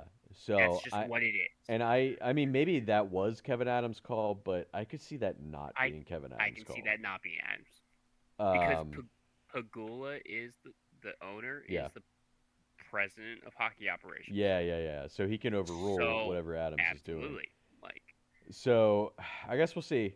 I think it's a little overdue because I'll say one of the biggest flaws in Kevin Adams, he cannot pick a coach to be this team to lead I this team because I he don't hired Ralph Kruger. No, know. He was the replacement. oh okay, he Kevin came in Adams after. actually Oh okay, Kevin Adams actually coached after. well he GM'd after Ralph Kruger, He but he also head coached. oh my god, I forgot about that. When when Kruger got fired, he was the That's head crazy. coach, then GM. But Granado, then Ruff. Granado and then Ruff, and But clearly Granado those were did not like good choices. I mean Granado helped Granado get was them, okay, yeah, but Lindy but Ruff, like, look where they are now. He Lindy should not Ruff have is gone with Lindy Ruff. Lindy Ruff hasn't been able to hire his own assistants. Oh, okay. So I Like guess I'll cut so Adams some slack there, but so if those are Adam's assistants, like and who he wants, yeah, true. that But so like that's another knock that's to Adams then. that's a knock against him. Yeah. So all right, we'll see what Kekalainen can do. Maybe he lets Ruff pick some I assistant coaches. I am surprised that it happened now Kind of a weird because time for it to happen. it's a weird time for it to happen. Also, this was the last year of his contract. I Mm, figured they were just gonna let him let walk him walk, yeah. if they missed the playoffs. Um, Maybe they were just like, well, maybe they see how the East is right now. The East is still like those last two wild card spots are wide open. yeah, Like anybody can have them. Even Buffalo, if they go on a bit of a streak, can be in that absolutely. mix. Any team So is one good week one good away week away from, from being a wild card team. or one bad week away Yeah, from being out of it. for Like, being last essentially. yeah, So maybe Buffalo is looking at it that way, being like, let's make the change now. Let's give Kekalainen the ability in the next few days, even to make a trade potentially. Uh, that might work. That might help Buffalo. And hmm let's just see if he can like reconfigure this to get us maybe closer to a playoff berth. yeah. I So mean, like in my opinion, I do think GMs need like especially GMs on not good teams.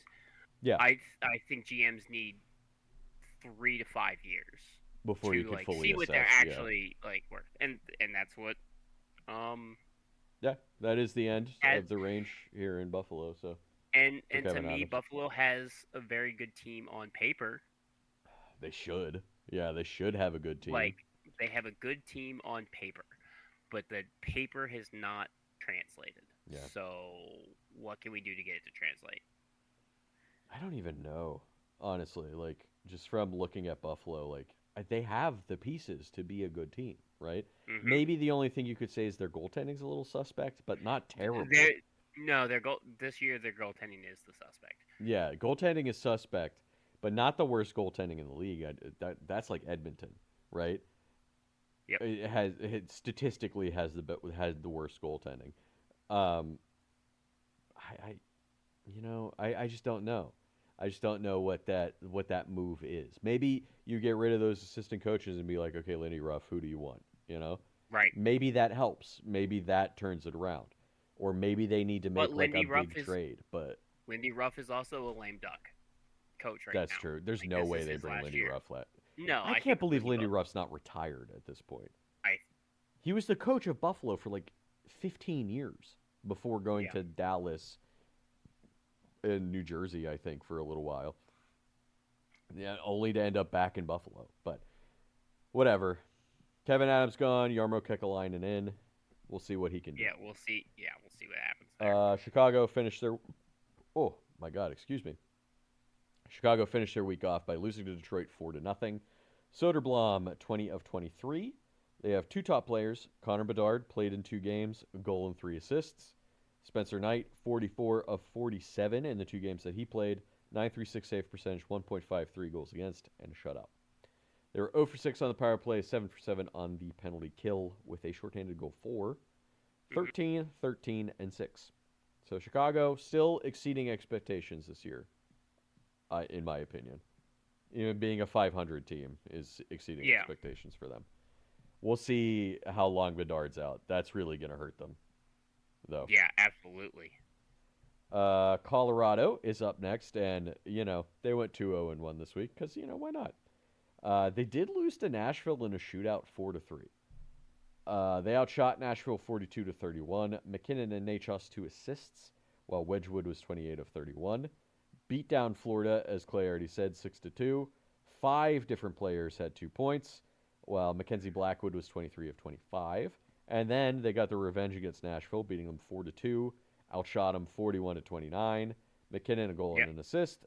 Girard 2 assists, and Wedgwood was 27 of 29. McKinnon, their top player, because of course, why wouldn't he be? 2 goals, 4 assists on the week. League leader in points.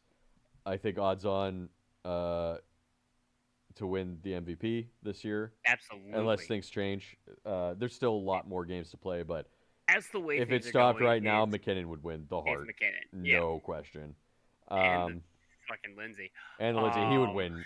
He would have the scoring title. He would win the Hart and the Lindsay. No question in my mind. Colorado was 1 for 11 on the power play, 5 for 7 on the penalty kill, 23-2-7. Still an insane record. Yeah. Oh my God. 10 weeks into the season, they only have 2 regulation losses. I know I keep saying this it's every insane. week, but it's insane that they only have 2 regulation losses.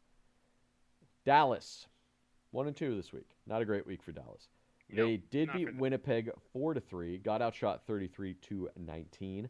Rantanen had 3 assists in this game, Johnston 2 assists, and DeSmith was 30 of 33. They lost to Minnesota 5-2. Heiskanen a goal and an assist. Ottinger 27 of 30, got outshot 32-18. And then they got shut out by Florida, like you said. Ottinger 19 of 22 in that game. No top player. They were 3 for 8 on the power play. Not a bad power play. 9 for 10 on the penalty kill with a shorthanded goal for. So special teams looking pretty good. Just the 5-on-5 killed them this week. 21-7-5. So Dallas still has a really good record. However, the team that's right up their butt at this point is Minnesota, who went 4-0 this week. They beat Seattle 4-1. Joel Eriksson Ek a goal and 2 assists. Gustafsson 23 of 24. Beat Dallas 5-2, as I just said. Boldy a goal and 2 assists. Eriksson Ek and Johansson each had 2 points. Gustafsson at 16 of 18. They beat Ottawa 3-2. Johansson 2 assists in this game. Wallstead 34 of 36. Got outshot by Ottawa 36-25. And then beat Boston 6-2. And this is the first game after they got Quinn Hughes, or the game that Quinn Hughes, his debut game. He scored one of those goals, but Kaprizov had 2 goals and an assist. Hartman a goal and 2 assists. Boldy and Faber each had 2 points. Gustafsson 29 of 31. And Joel Eriksson, your top player, 3 goals, 7 assists on the week. With Yeah. shout out to Gustafson too. He played pretty well this week as well. 3 for 12 on the power play, plus a shorthanded goal against. 6 for 10 on the penalty kill. Really bad penalty kill. But they're 19, 9, and 5. So they are 4 points behind Dallas currently. But Yep. they're surging. They've been surging for like a month and a half at this point. Minnesota, and they just got one of the two best defensemen in the league, right? It's Quinn Hughes and Cale Makar are the two best defensemen Yeah, in the league. and all of it is just arguments. Like I argue that Hughes is better, but there's the easy argument that Makar is Makar better. is- Like yeah, they're 1A, 1B, however you look at it. absolutely. They're the two best defensemen in the league, and now they're both in the Central Division. And boy, that sucks for Dallas, doesn't it? And yeah. everybody else in the division. Well, Harley's coming back for Dallas, That's true. Harley has been playing very, very well in recent years. And they have Harley's- Heiskanen, who's up there and as they well. have Heiskanen, who is the third best. in my Probably. He opinion. probably is. He probably is top 5 best defenseman in He's the league just at the very least. under the radar because He doesn't score as much as Makar and Quinn Hughes do. There's that, and he's in the same division as Makar. True. But Heiskanen I would say is top 5 defenseman in the league too. So, oh boy, that playoff series between two of these 3 teams in the first round is going to be nuts. I think. I do not care when a team gets knocked out of the playoffs. No. Anymore, you lose. Because, well, I think it's important to look, because a lot of times, like, Colorado has been getting dogged on about first round losses. Mm-hmm. Just like, all right, look at who they played. And a Yeah, lot of the times teams that they lost, I think, also are like Dallas and Dallas. I mean, they did you lose can to dog Seattle on that Seattle. year. But, No, we're on the same page there. They did lose to Seattle that one year, but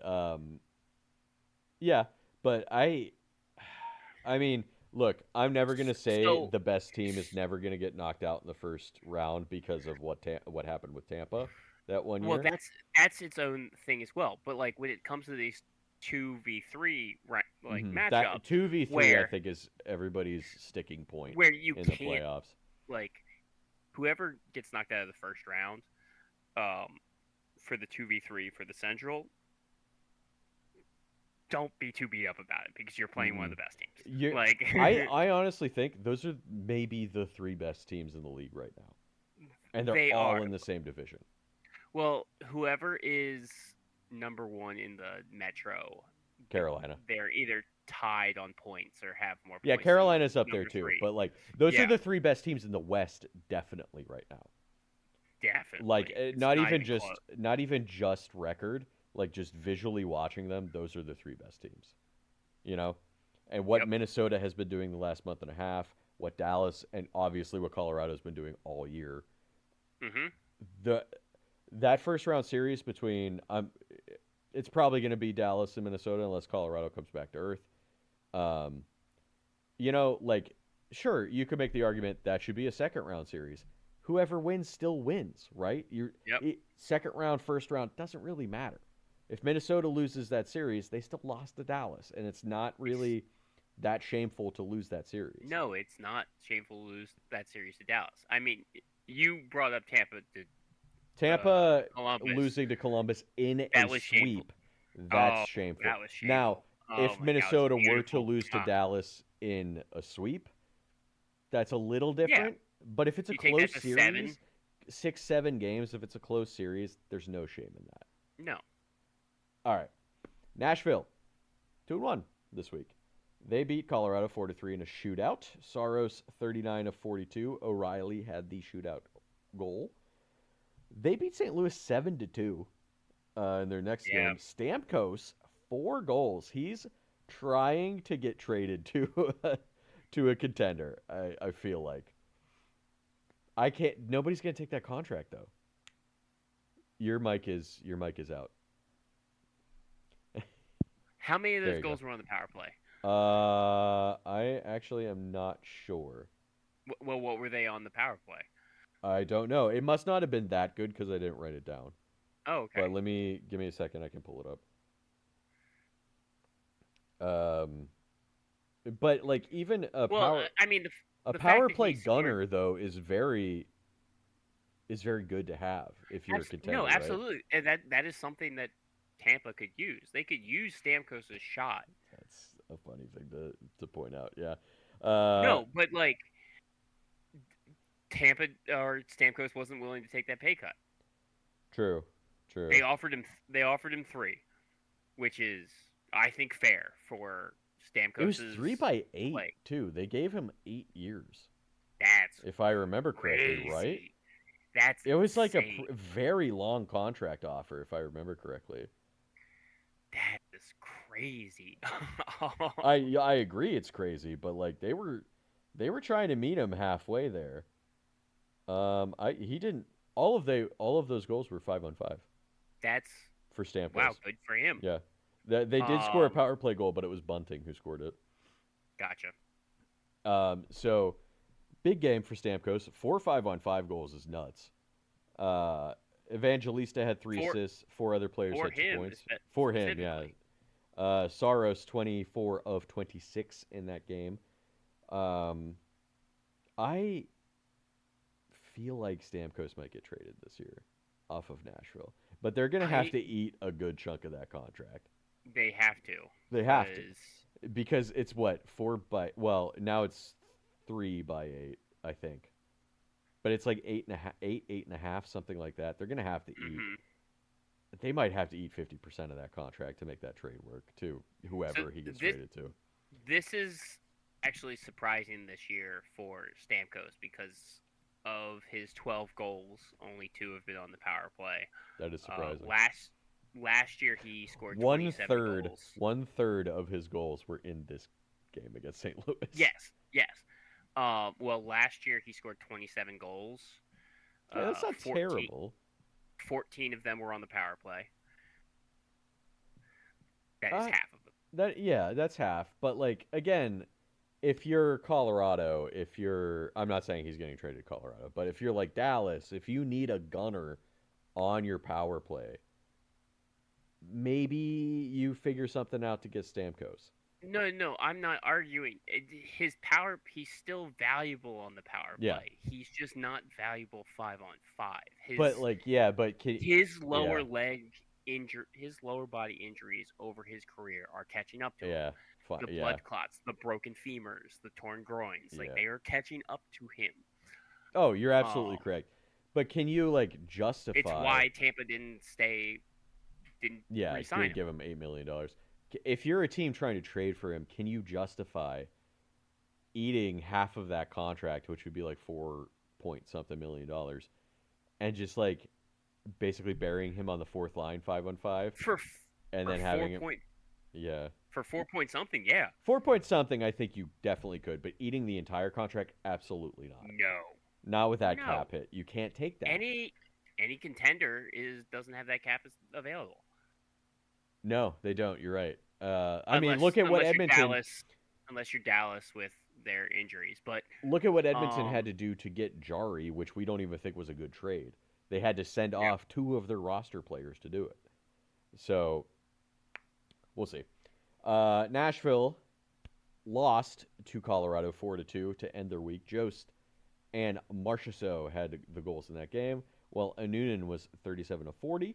They don't have a top player. 3 for 9 on the power play, 10 for 11 on the penalty kill, 12, 15, and 4. I believe still in last place in the Central. Not far behind St. Louis, who went 1-2 this week. Lost to Boston 5-2. Thomas 2 goals in this game. Buchnevich 2 assists. Hoffer 26 of 30. Then they lost to Nashville, as I just said, 7-2. Broberg 2 assists. Both goalies played this game, as you might imagine, were 25 of 32. And then they did beat Chicago 3-2. Thomas 2 assists in this game. Hoffer 27 of 29. Thomas is their top player. 3 goals, 2 assists. 1 for 6 on the power play. 5 for 6 on the penalty kill. And St. Louis is sitting at 12, 14, and 7. St. Louis is a team I could see selling off pieces relatively soon. Your mic is off again. I said how.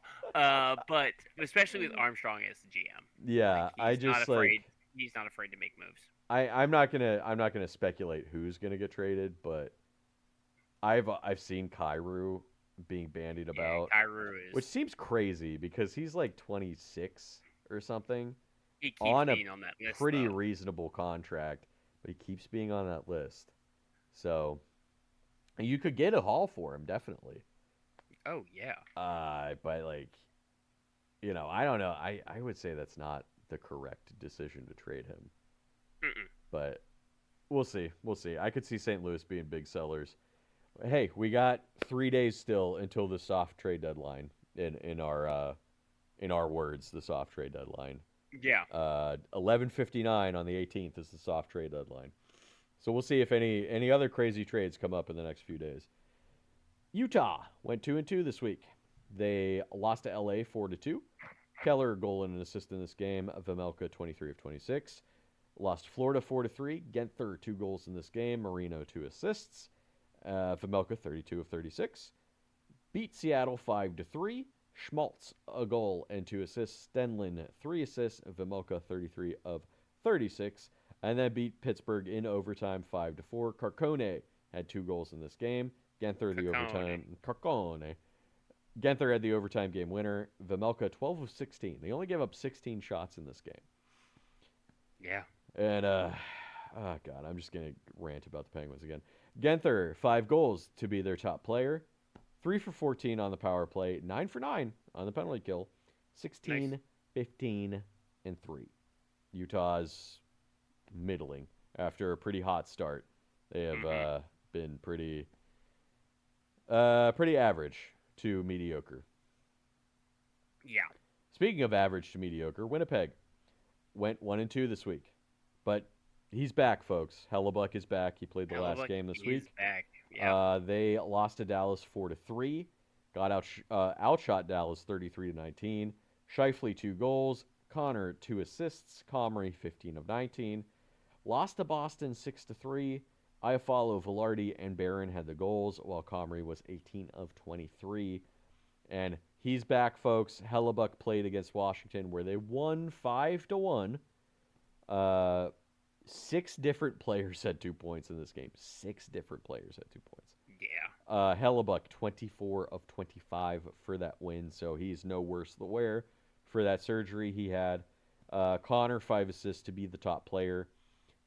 They were 2 for 11 on the power play, 6 for 11 on the penalty kill. Pretty stinky there. 15, 15, and 5. Pretty low point for a team that won the President's Trophy last year. Yeah. I mean, it's amazing how it seems like not having Lars Eller on that second line has hurt them. Not Lars. Nikolai. Oh, Nikolai Ehlers. Yeah. I Crazy, huh? Yeah. Yeah. I was like, Lars Eller, who are you talking about? I'm Isn't talking he about on Nikolai Washington? Ehlers. Nikolai Ehlers, yeah. And no, he's not. He's on Ottawa. Oh, that's right. He was on Washington last year, though, right? Didn't No. Pittsburgh trade him to? No, was that 2 years ago? Oh, did Pittsburgh trade him back? To I think Washington? Pittsburgh Maybe. traded him back to Washington at some point last year. I thought. Yeah, that is true. I forgot about that. But in either direction, Yeah. yeah, Winnipeg. It's crazy if that is really the reason that they're doing so bad is that just Ehlers just isn't there. No, It's probably not fully that, but I'm sure that's part of it. it's part of it. Nemestikov did hit his 1,000th game and played against his 1,000th game against Washington, Good for so him. they celebrate him for that. Yeah, Damn, he has been around a long time. exactly. And that's when I learned that Winnipeg fans shout "True North" during the Canadian national anthem. Huh. Yeah, I mean, because they're the most northern team. They are the in most Canada. northern team. What is that the most northern city in Canada just in general? I think it is. I doubt, like city maybe, but like City, I think no. is. Town, I don't. I think there's No. towns further north, but absolutely because you The- got the Yukon yeah, for major city, I think it is the most northern major city. probably. Because like you get But yeah. far enough in north in Canada, and it's just Arctic Circle. There's Yes. no nothing up there. the workhorse from Whitehorse, Dylan Cousins. Dylan Um, Cousins. but yeah, I like Atlanta Braves for the national anthem. Shout home of the Braves. Oh, Orioles fans enunciate the O for the O say can you see. Um, yeah. silly. It's a Yep. little silly. Watch yourself. So it's just it's fun when like Uh, another country does it, another yeah, the true, team true. in another Yeah. country does it for their national anthem. Shouts Um, True North, yeah, for the yeah. Canadian national anthem. All right, let's finish up with the Pacific and be done with this super long episode. Yeah, this will be Uh, over 2 hours. Look, we had three trades to talk about. That's part of we it. did, And and also, then I had to yell about the Penguins for a while, so yep. All cut right, us some slack. let's talk about Anaheim. They went 1-2 this week. Their only win was against Pittsburgh. Uh, Uh-huh. 4-3 shootout win. Beckett Seneca, uh, the tying goal and the winning shootout goal, and he scored the goal short-handed. Um, he also had another assist in that game. Huso was in net. Dostal does come back this week. Then That's they good. lose to the Islanders 2-5. Huso in net. They do get another shorthanded goal, but they were 2 for 4 on the power penalty kill. Excuse me. And then they finished their week against the Devils, losing 4-1. 29% on the faceoff. There it is. Oof. Yeah. Not as bad as what was it? 20%. 20%. Who was that? I've I already couldn't tell forgotten. you. I've I've already already forgotten. forgotten. I've Not already as bad as forgotten. whoever that was. So. It was Colorado. Oh, It was Colorado in a game that they won. that they won by a lot. Yeah. Yeah. Hi, Ginger. All right. So they were 0 for 5 on the power play, 8 for 11 on the penalty kill with 2 shorthanded goals. For Terry, 3 goals and assists in 3 goals and assists this week. They are 19, 12, and 1. Excuse me, reading. They are 39 points second in the division. Nice.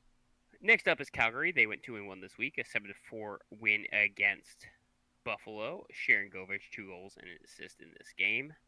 They lose to Detroit 3-4. Cooley in net, and then they beat the Kings 2-1 in overtime. Wolf in net with a 9.52 save percentage. Frost with the overtime game winner. Coleman a shorthanded goal to tie the game. They were 2 for 12 on the power play, 8 for 10 on the penalty kill with 2 shorthanded goals. For Nazem Kadri is their top player with 1 goal and 4 assists. All right. 13, 16, and 4. Another 30 guy. points. Mm-hmm. Yeah, that's another guy. Another guy who's making a case to be traded to Yep. a contender or just literally anybody else. I mean, him and Ryan O'Reilly. I don't know if you mentioned him. Ryan O'Reilly's definitely. I think he's probably more likely between him and Stamkos to get traded off of Yes. the Predators. But the Flames only have 30 points.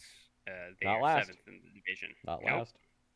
last. Moving on to Edmonton, they went 2-1. They lose to Buffalo in overtime, scoring late to send the game to overtime, but then eventually losing to Alex Tuck. Score, McDavid, 2 goals in this game, forcing overtime. Skinner in net. They beat Detroit 4-1. Skinner in net in his last game for the team. Hyman a hat trick in this game. 6-3 win against Toronto. McDavid 2 goals and an assist, and then a 1-4 loss against Montreal. They were 2 for 13 on the power play, 9 for 13 on the penalty kill. Still not the worst one. No, it's not the worst one. McDavid is their top player with 4 goals and 6 assists, 10 points on the week. Oh my God, yeah, I think that's the high water mark for the week, right? Yeah, I think it is. They are 15, 12, and 6. They are 4th in the division with 36 points. Unfortunately, This next team has 2 games in hand and 1 point above.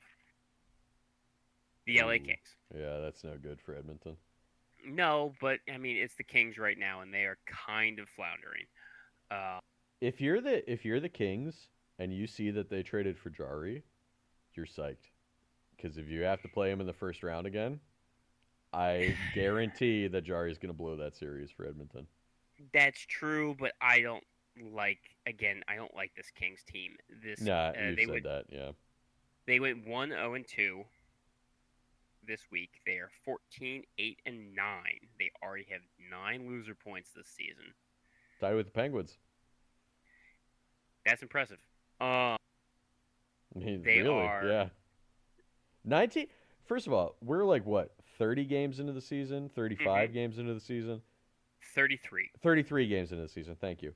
To have 9 overtime losses is a little impressive. And Even they're if you're a team like the Penguins that's blowing those games, and still here's the kind of thing. impressive.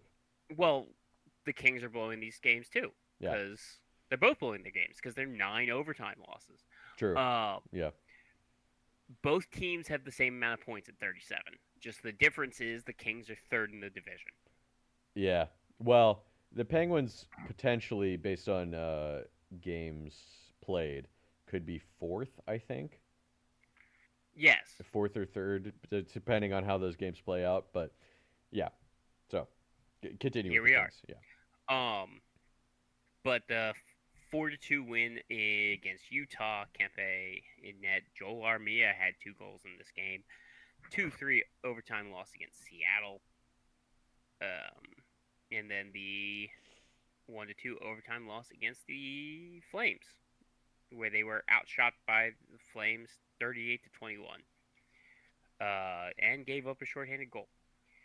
They were 1 for 8 on the power play with a shorthanded goal against, 11 for 12 on the penalty kill with a shorthanded goal for. Adrian Kempe is their top player, 2 goals, 2 assists. But again, they're kind of on the same level as Pittsburgh when it comes to the shootout. They are 1 for 5. it's crazy. There's so many bad teams on the shootout this year. So many bad teams on the shootout, but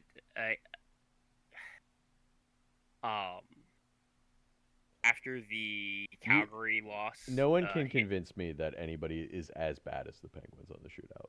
no, Record wise, I can see it, but like if you watch the Penguins shootouts, they're so not good. terrible. I mean, Hiller called out after this Calgary loss. Hiller called out Quentin Byfield. Damn. Because they're just like he's making a lot of shots, like he's shooting a lot in practice, and it's looking then great, just not doing it in the game. It's not doing in the game. Yeah. So, who really knows? I mean, if you watch a team religiously, if you're a fan of a team, you know, Clay, that you'll be watching the game and you'll be like, just shoot the fucking puck. Just shoot it, puck. I mean, I don't think Hiller. I disagree with Hiller being the coach because he's part of that absolutely regressive mindset. He's why they lost against this Edmonton has got to be year. his last chance. I think. I mean, if they get knocked out in the first round again, I feel like he's got to go. But this is he should have gone last year. Huh? I mean, he shouldn't have been made the primary coach.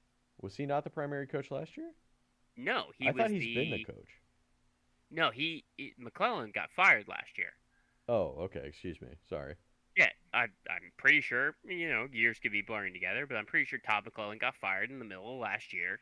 Hiller took over, and then was the reason they lost to Edmonton because he went conservative and went prevent defense against the Edmonton Oilers. But yeah.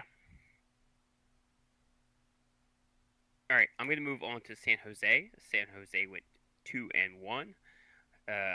They lose to Philadelphia 4-1, like you already mentioned. Then they beat Toronto 3-2 in overtime.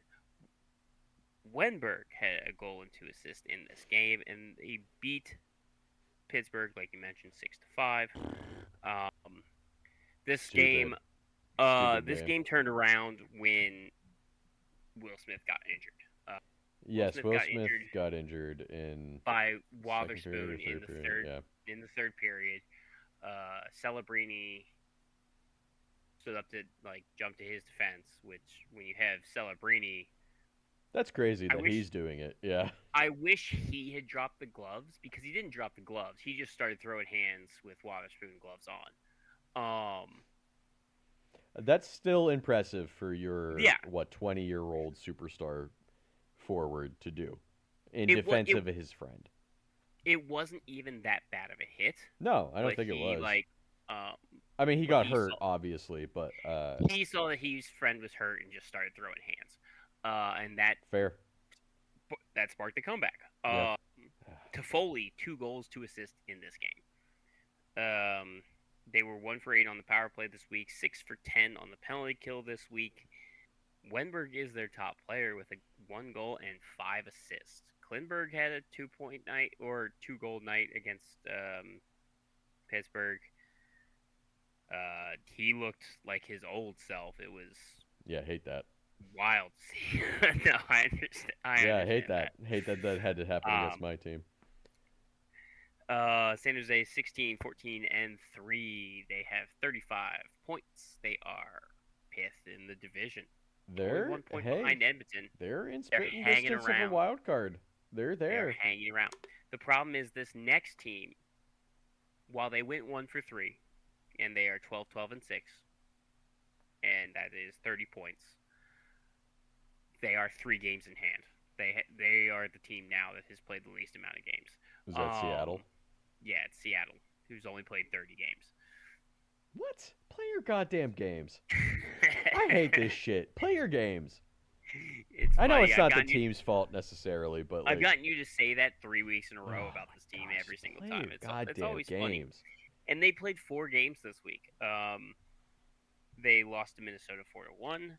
They beat the Kings 3-2 in overtime. Vince Dunn a goal, the game-winning goal, and 2 other assists.